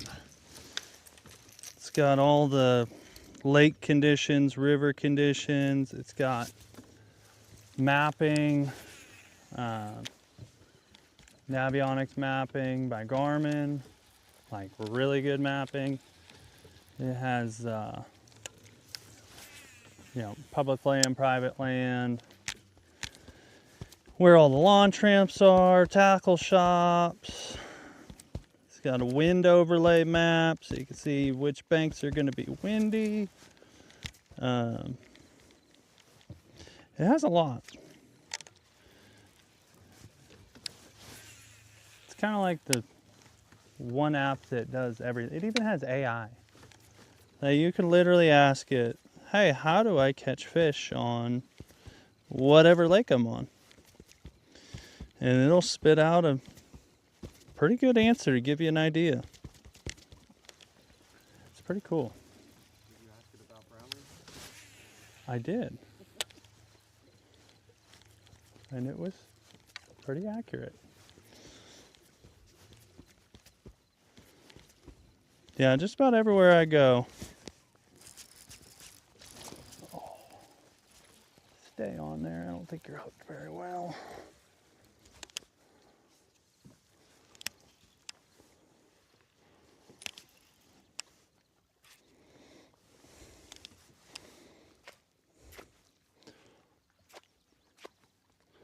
Come on.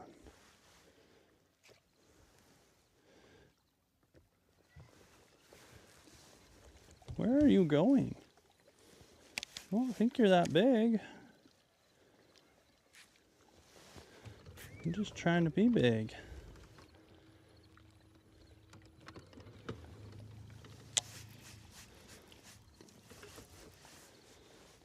Oh, he's got one hook in the corner. I shouldn't do this, but we did it.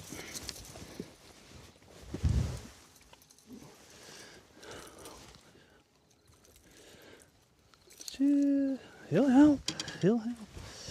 You gotta have the right rod when you're throwing a jerk bait to keep them pinned with just one hook like that. That Alpha Angler Slasher has impressed me. I will never say you won't lose any, but I definitely noticed that I lose a lot less. Stay still. Get it out.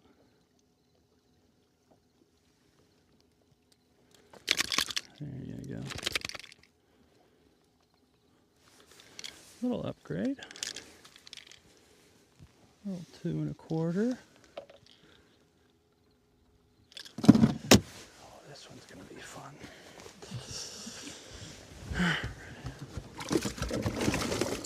Relax.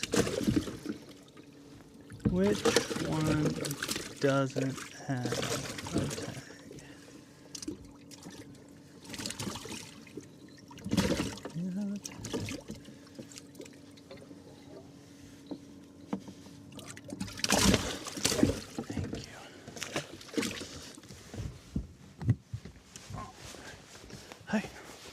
We're moving up in the world. We're moving up in the world.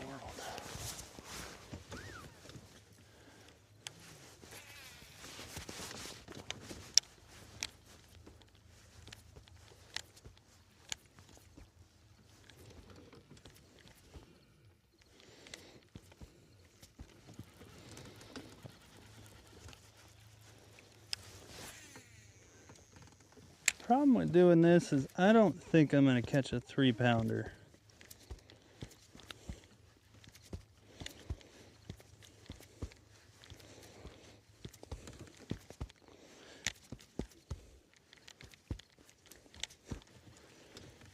That's about the biggest one I've caught. 2 1/4, 2 1/2, throwing a jerk bait. And I don't think those are going to do it today.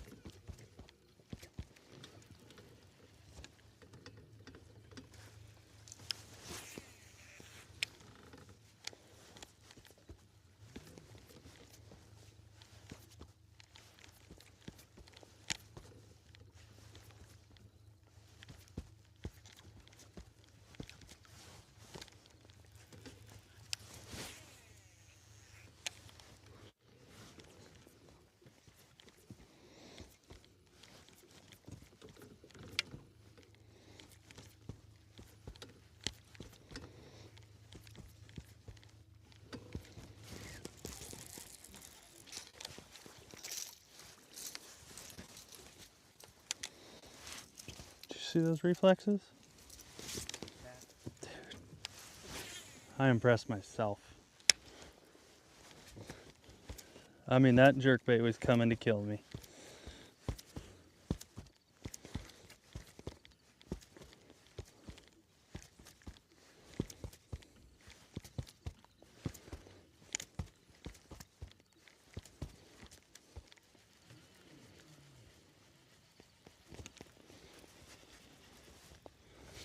I want to know what you guys are.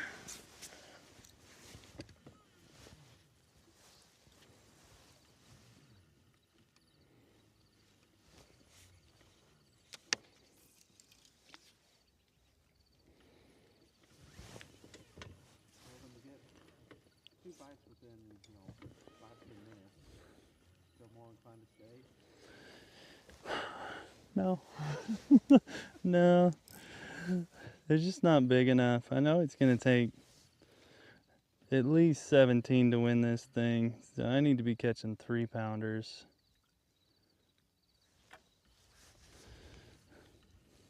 And like I said, I've caught 150 jerkbait fish over the past 2 days, and the biggest one was maybe 2 3/4. I think those bigger ones are just, they're either super shallow or deeper. They're not in between where a majority of the fish are.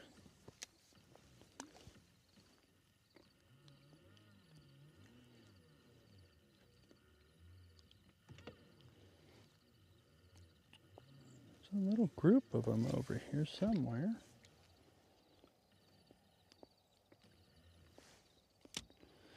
Where'd you go?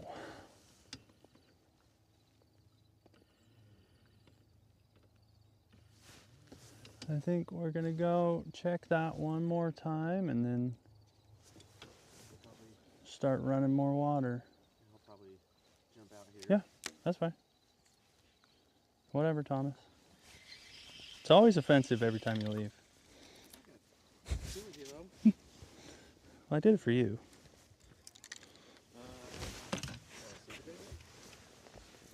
Shh. You want to see it? Oh, you're killing me. You're killing me. At Black Bear Diner, we believe a great meal should feel like a warm hug, like our Bear's Choice breakfast. Start with 2 farm fresh eggs, cooked just the way you like. Choose from our one-of-a-kind sweet cream pancakes, homemade biscuits and gravy, or indulge in cinnamon roll French toast. Add your choice of thick-cut smoked bacon or homemade sausage patties. That's a Bear's Choice, your very own warm bear hug. Good old-fashioned family food, Black Bear Diner.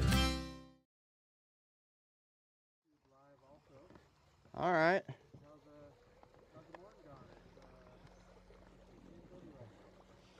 Yeah, you know what? I got 1 3-pounder and a couple 2 2.5s. I've had some 3 3.5s hit this plopper, but man, they just aren't. They're hitting it so dang hard, I can't get them good. I don't know what the deal is. So I haven't been throwing this all week, but you make the top 10, and all my worming stuff this morning kind of was not good, and every time I picked up a top water, I caught one or had a blow up. So yeah, don't really know what's going on at this place, but every time I catch one around these all these bushes hanging over, spits up a big bluegill. So they're eating bluegills, and there's a million bluegill in this place. I see them all over Live Scope.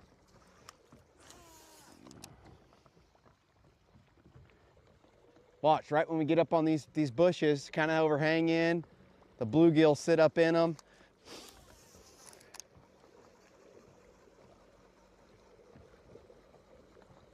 Hopefully I don't kill my trolling motor batteries. Just keep running around.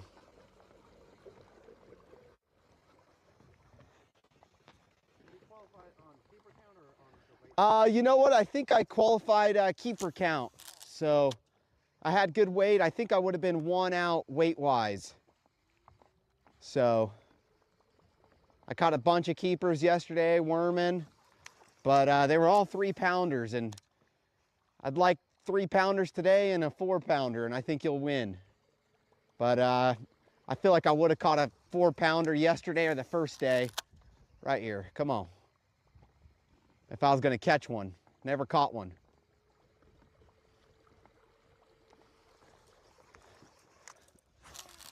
Oh.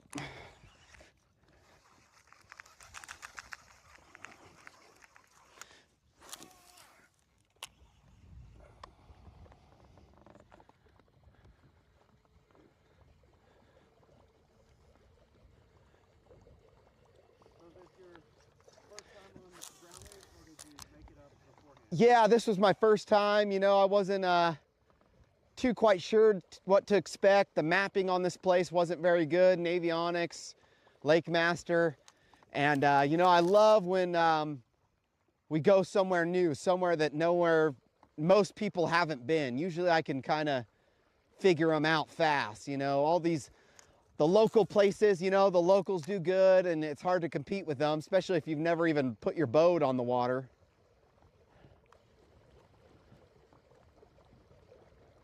But the first day was going really bad. It was noon, and I was very in my head. Wasn't catching any fish. I had like 1 fish at noon the first day, and I was down in the dumps and started catching them pretty good, drop shotting a bunch of 3-pounders, which I didn't think was going to be very good here. I thought you're going to need bigger, but yeah, so just did that all day yesterday, and today we got time to catch a big one. We got a bunch of bushes coming up, but I think they're more on the deep, steep stuff. Like this isn't quite steep. I could be wrong, but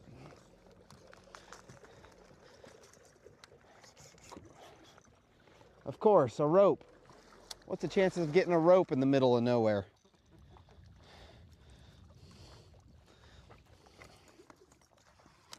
Ooh, this pocket looks good. Watch, we'll crush one.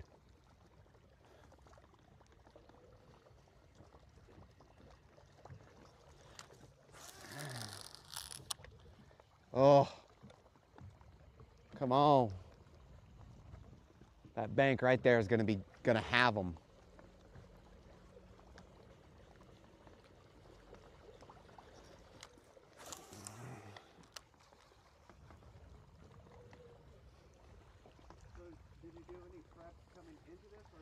You know what? It was kind of a last-minute charades getting up here. I got up here probably about midnight before the tournament. My trolling motor broke like 2 days before. I had to get a part shipped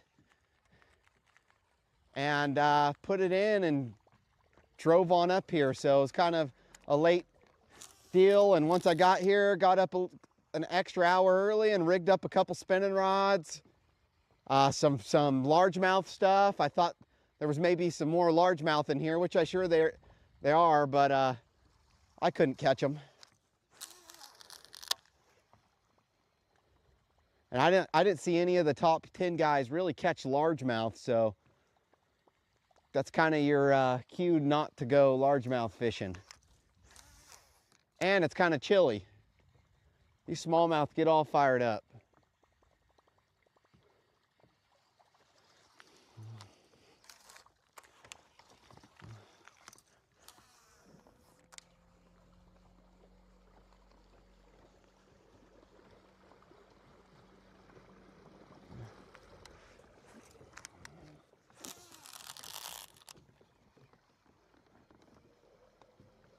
Come on.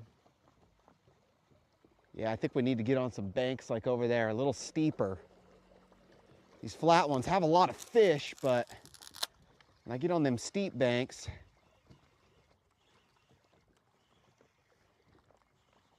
seems like some bigger fish are moving around. I could be wrong.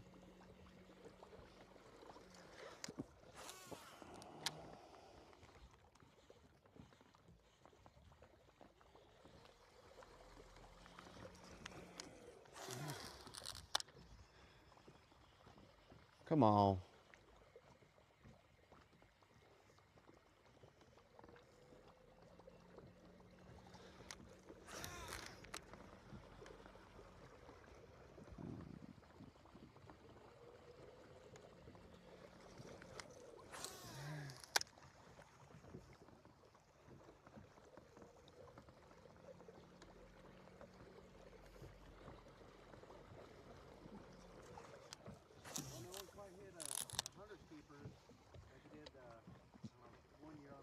Yeah. Yeah, that was cool. I felt like I could have caught a lot more keepers yesterday too.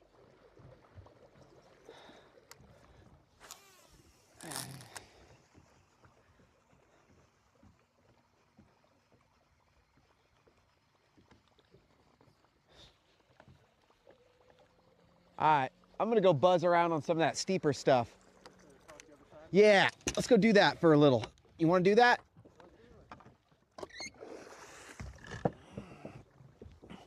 Nope.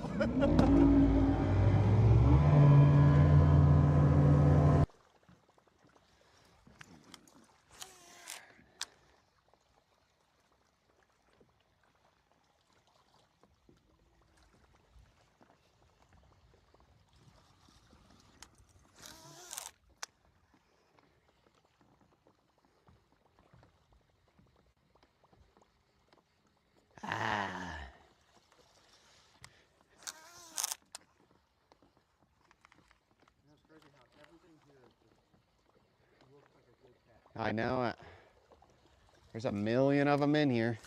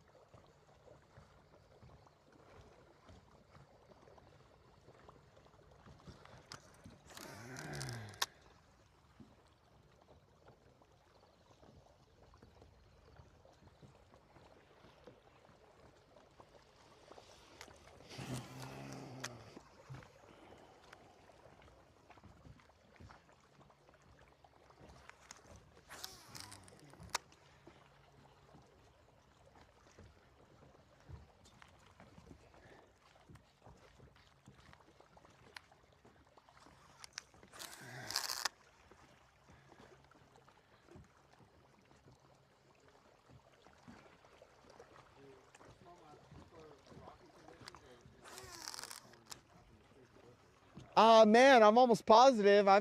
They like these rocks, but smallies, bass, whatever bass, they're gonna go where the food's at. So all them bluegill are up in those bushes. But I have had some 3-pounders hit my bait on these rocks today. But wherever you get in them bushes, kind of feels like they almost eat it better, man. They're back in the bushes to eat, so they just crush it. I need to be in bushes right now. I see I keep running them. Look at that, I keep getting bites on this stuff, but they're not the fatties, but I've had some.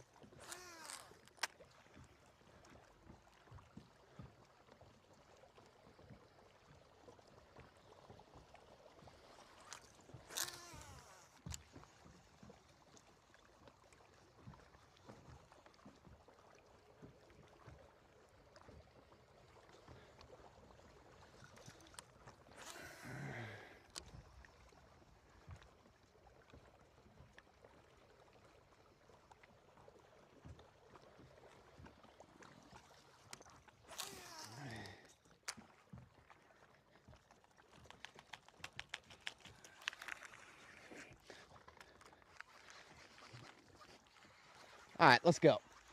Not far. Let's just go up to the next little bay. See what's going on.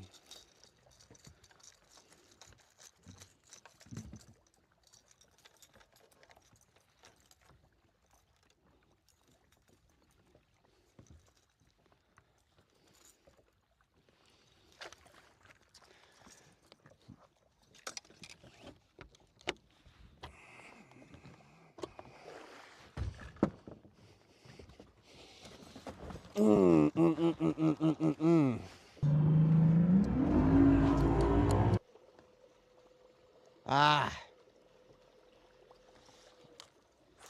Come on. Way, way back. Let's see.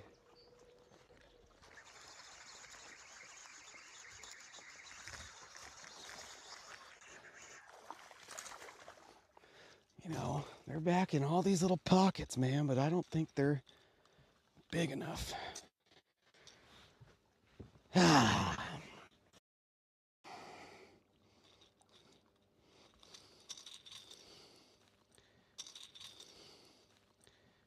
Good. Good. Oh, there's a ton of bluegill back in here too.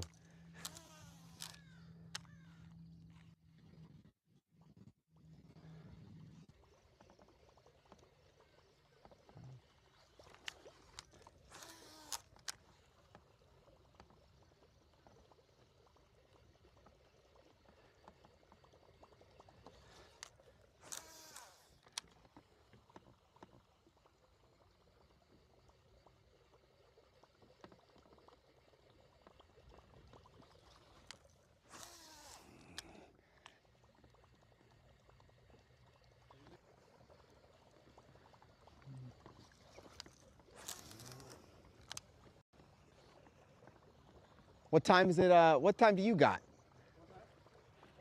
Isn't it actually noon? Is it actually 10:52?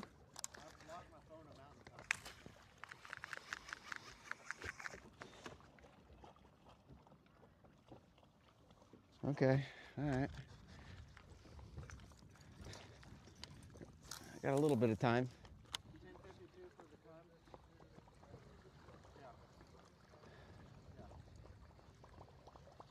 Man, maybe it was a good thing you guys showed up, because my Garmin hasn't changed the last 2 days. It's been an hour behind. I thought it was noon. Yeah, I'm gonna buzz around. It's your call if you want to stick with me. But I'm gonna keep running right now. Do you have any good ones in Ladwell you want to show off? I mean, I got a 3-pounder. I'll hold it up. Yeah, I guess we'll jump out of here. Where's that sucker at?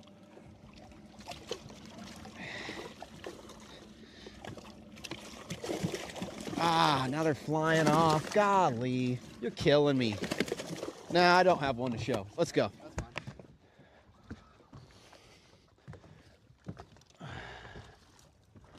Whether you're chasing your next tournament win or just love the sport of bass fishing, Bass Angler Magazine keeps you connected to the heart of the action. Each issue delivers expert techniques from top pros, in-depth tournament coverage, gear insights, and the latest innovations shaping the sport. From learning new patterns to staying up to date on the biggest events in professional bass fishing, Bass Angler Magazine gives anglers the knowledge and edge they need on the water. Subscribe today and stay one cast ahead. Visit bassanglermag.com and join the community of anglers who live and breathe bass fishing. Tackle Warehouse has everything you need to get out and catch more bass. Rods for every application or technique. Over 1,000 reels to choose from. Monofilament, braid, and fluorocarbon lines. A massive selection of baits from the smallest to the largest. Exclusive baits and colors only available at Tackle Warehouse. Everything you need to build or customize your favorite lures. And of course, countless options to store it all. Tackle Warehouse. Click, save, fish.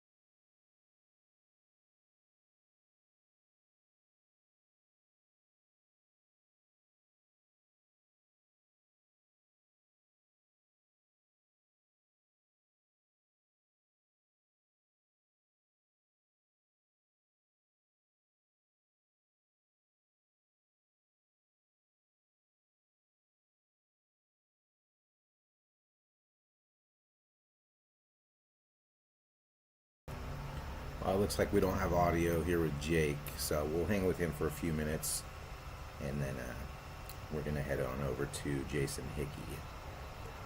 We'll probably be with Hickey to end the show for about 40 minutes or so. So stay tuned. Thanks.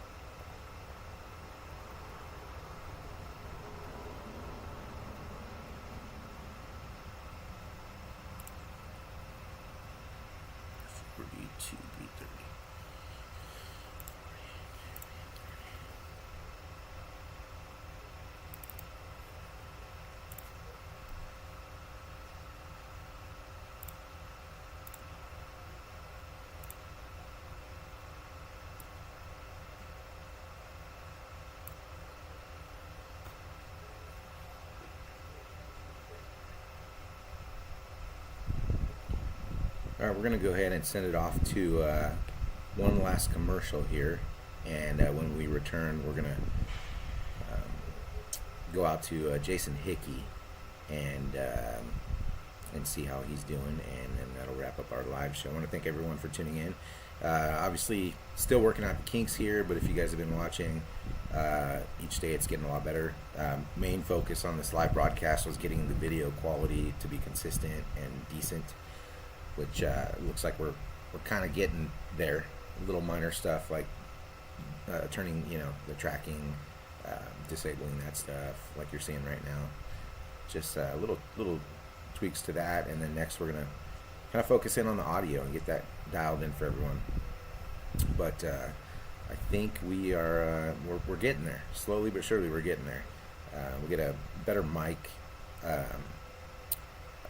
And yeah, just kind of get the audio a little bit more dialed. But as far as the foundation, I think we got something pretty solid here. There, Jake's got one on. We'll let him land this fish before we go to break. Oh.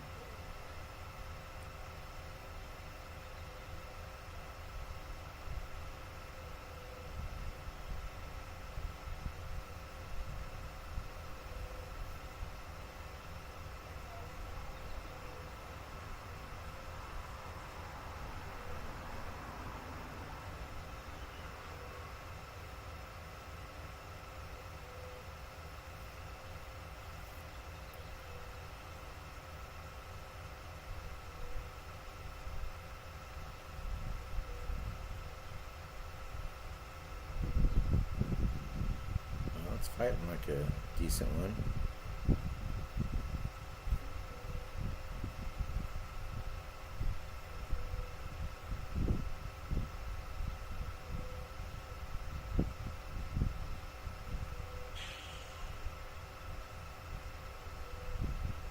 He's got him close here. See if he's going to flip him or he's going to lip him.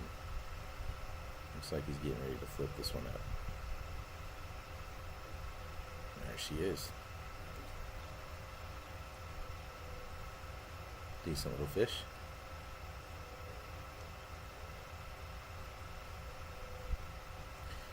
Alright, well with that, we're going to go ahead and take a short break. We'll be back here very shortly, and we'll be checking in with Jason Hickey and see how he's doing.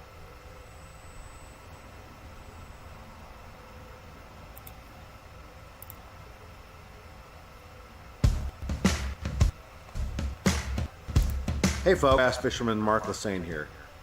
My garage was completely cluttered with outdoor gear. But then I discovered StoreQuest self-storage. Now, check out my space. It's like my own personal oasis. All my fishing rods, my gear have a home away from home. With everything neatly organized, I can spend more time doing what. Thanks to my StoreQuest unit, I've decluttered my life and made room for adventure.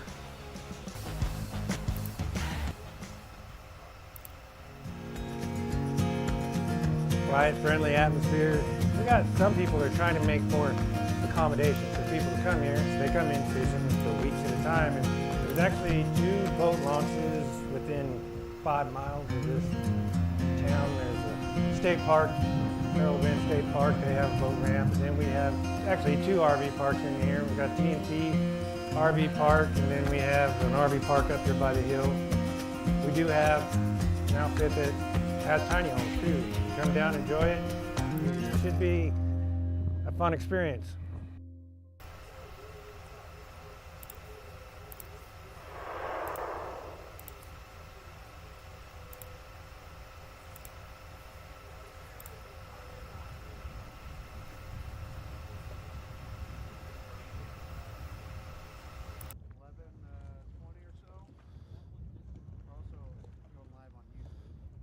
Okay.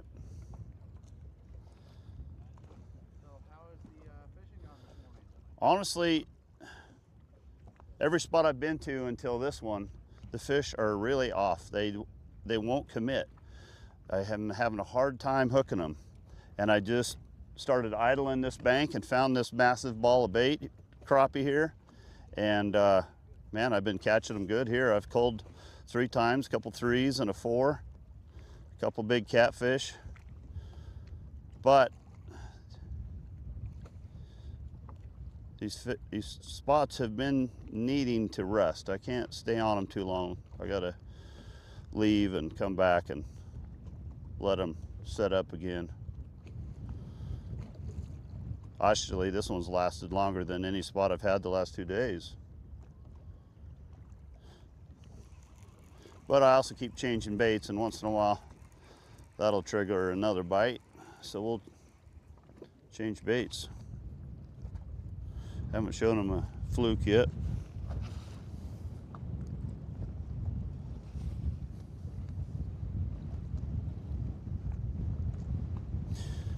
Green pumpkin fluke is a pretty awesome standby around here. Everybody's go-to.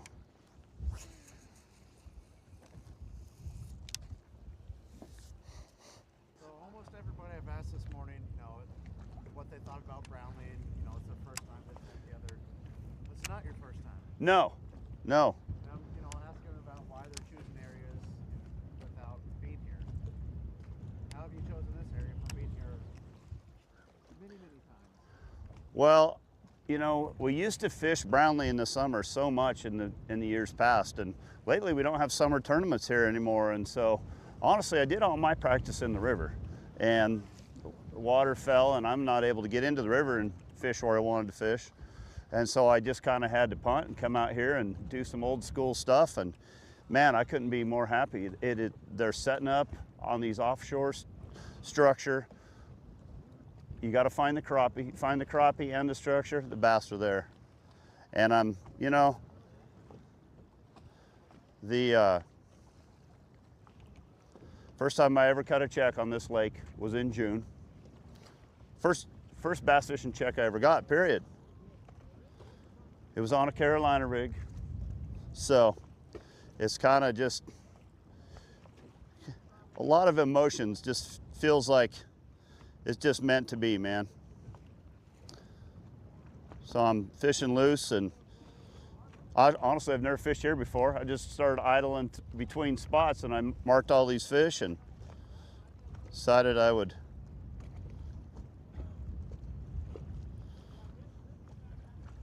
fish for them for a minute. The very first one I caught was over 4 pounds, so that's a good thing. We need 2 more like that. But starting to act like they've shut off. I'm gonna try a couple different things and we have to move after that.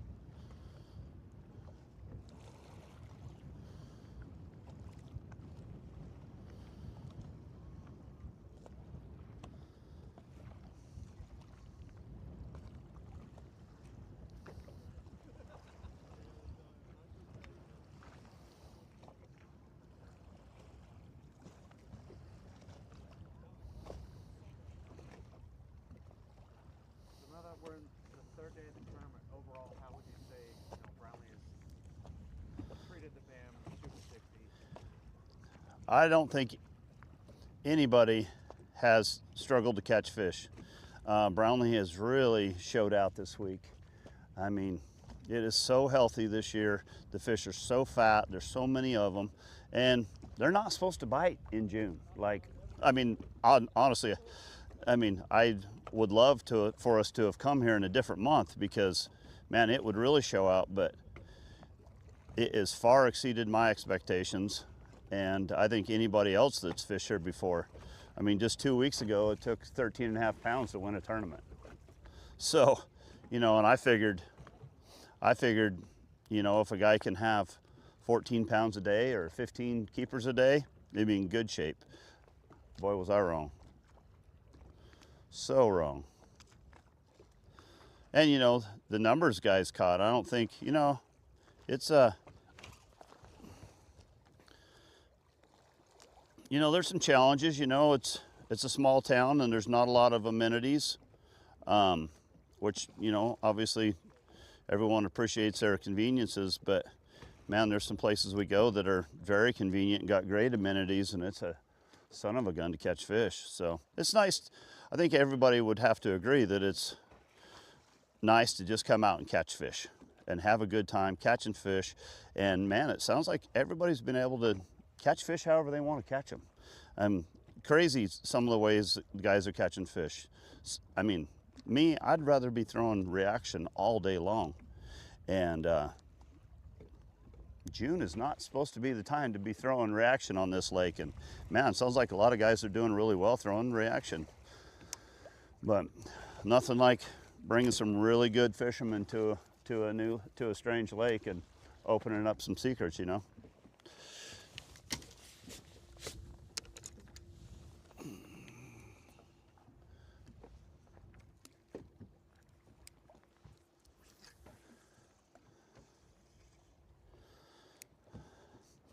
Come up here, you can see this bait on here. That's the ticket. You got to have a lot of them, and they need to be connected to the bottom. That seems, and I'm not even looking for bass. I'm looking for that. I think the bass are so tight to the bottom, the ones I'm catching, that you can't see them, or I can't see them anyway. But man, if I can find that, that's the deal.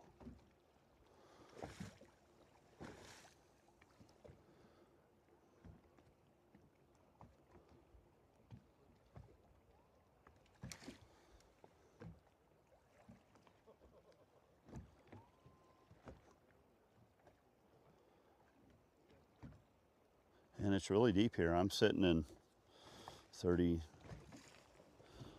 35 feet fishing uphill. So the fish have got to be in 40-ish.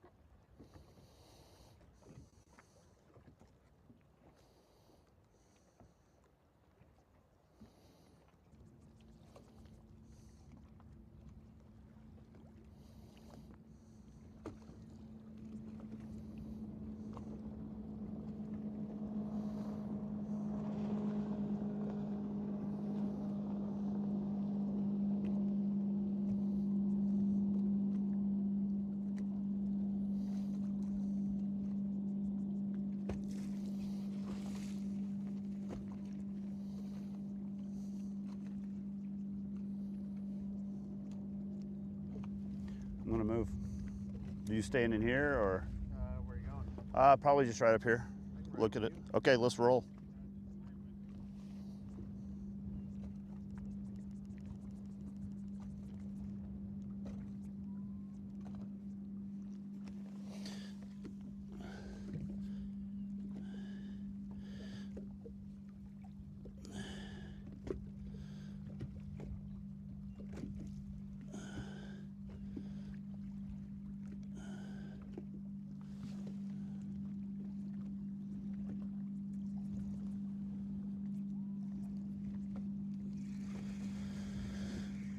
Yesterday I couldn't get any bites fishing inside out.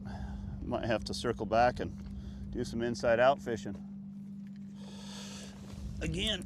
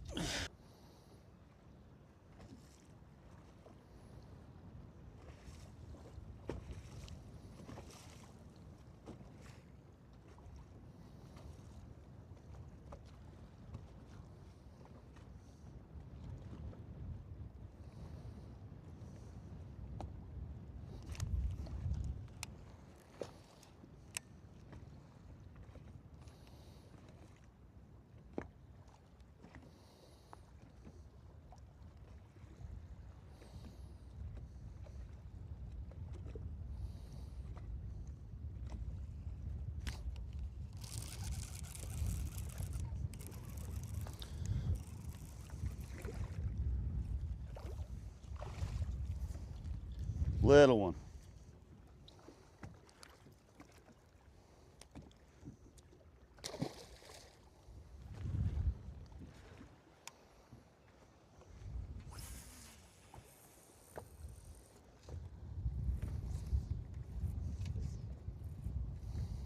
I should just pull up above them. It worked really good on the last school to fish uphill.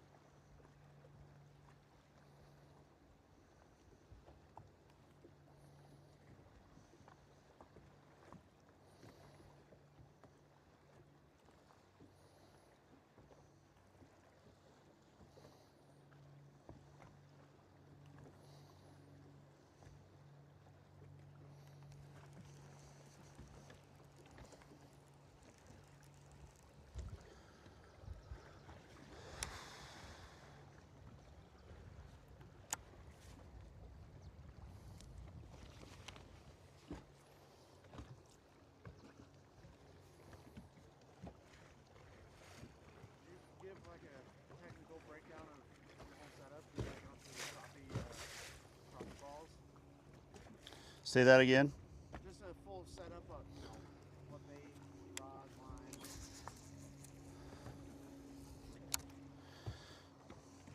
So I'm throwing a extra heavy 7.5 foot bait cast with 20-pound fluorocarbon and a Shimano Curado. Throwing a 1 ounce sink, just a big 1 ounce sinker, lead sinker, kind of old school. There's one.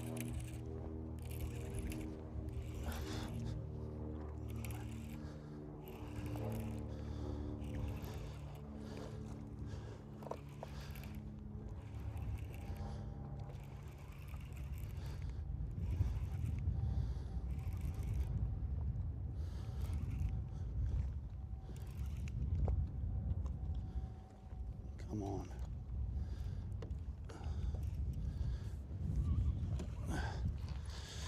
I think that might help a little bit. That one's fat.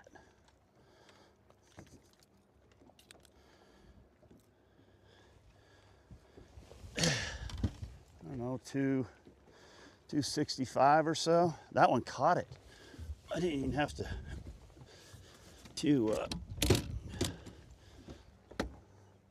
yeah, I just need to let it sit there and be more patient.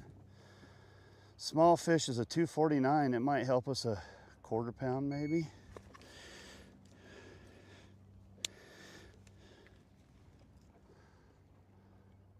Not much, 253.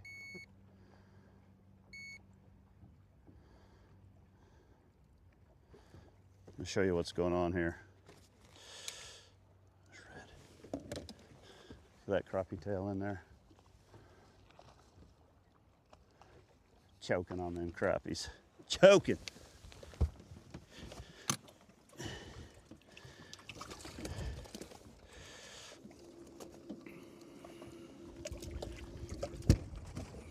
Double check him, just make sure we know what we're talking about.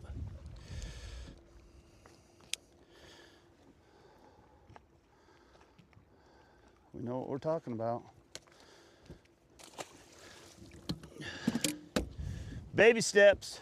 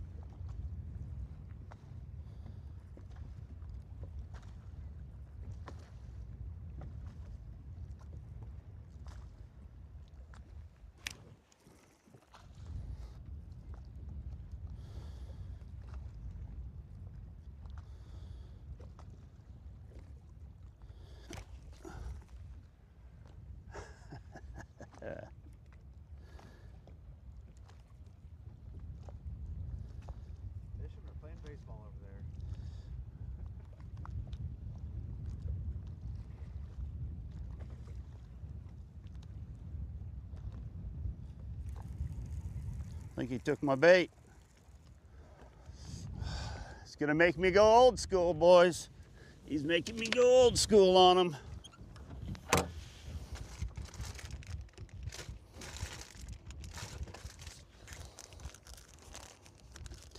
Now the old brush hog. That'll teach him.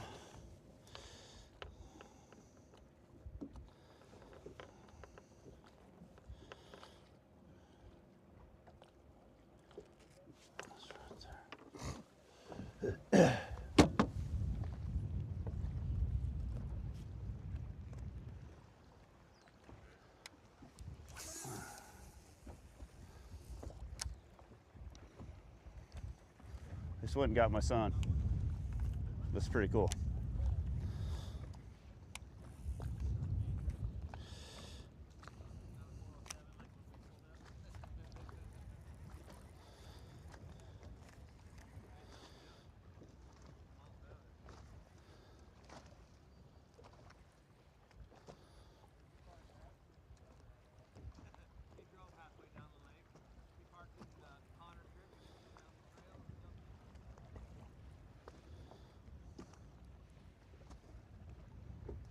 Thanks, boys.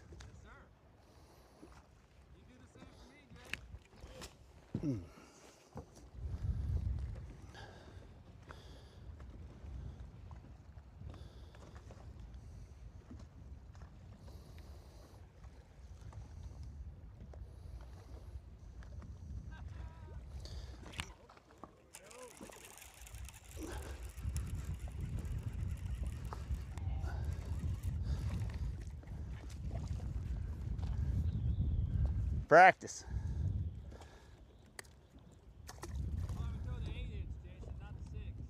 I switched to the old bush hog.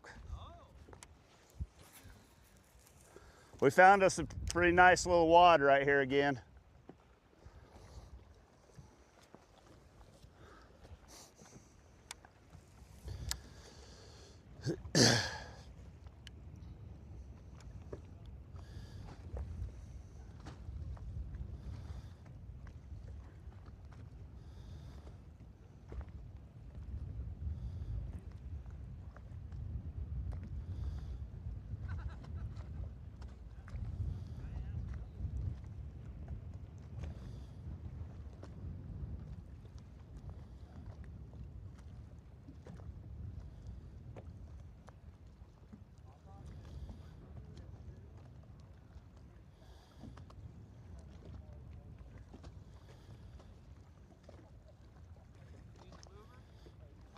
Geez, you see that? I think that's a little one. Little one.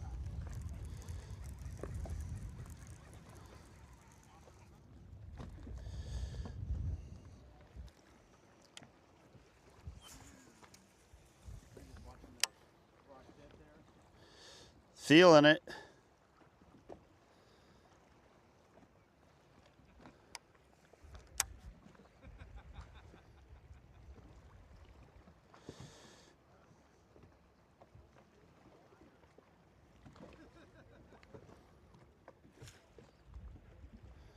Just feeling it.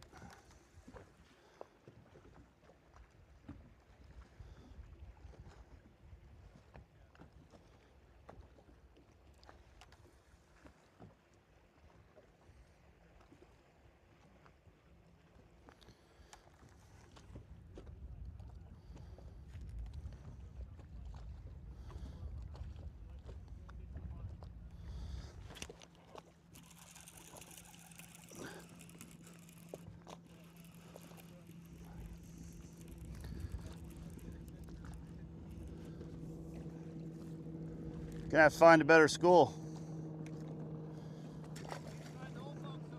Gotta get rid of that baby bush hog catching baby bass.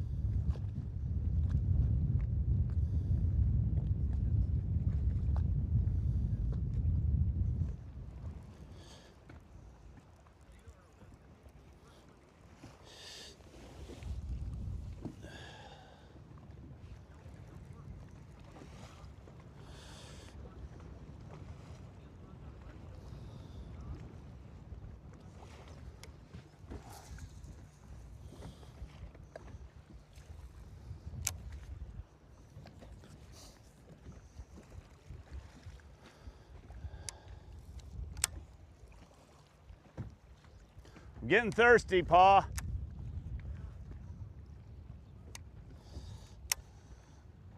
We have a rule, him and I are fishing. You can't have a soda till you catch a big one.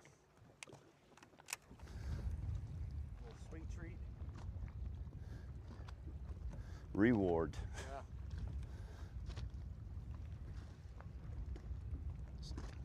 Small victories. Big bass, small victories.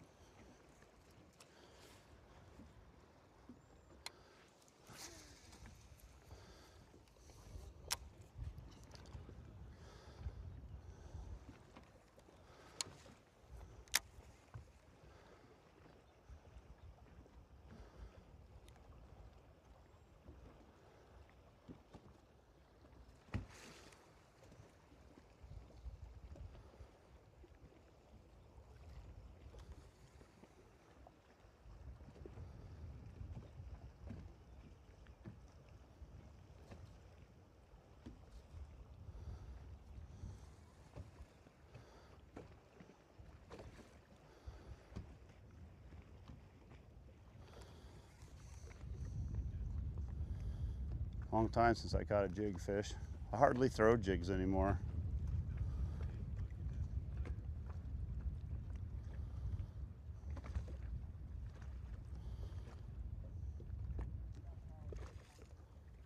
What would you say like your favorite bait or weighted fish is? I love to just go down the bank and throw a swim bait, you know, jerk bait. Made a lot of money throwing jerk bait. It's awful hard on a guy though. Do that for days in a row. Bass when they go offshore.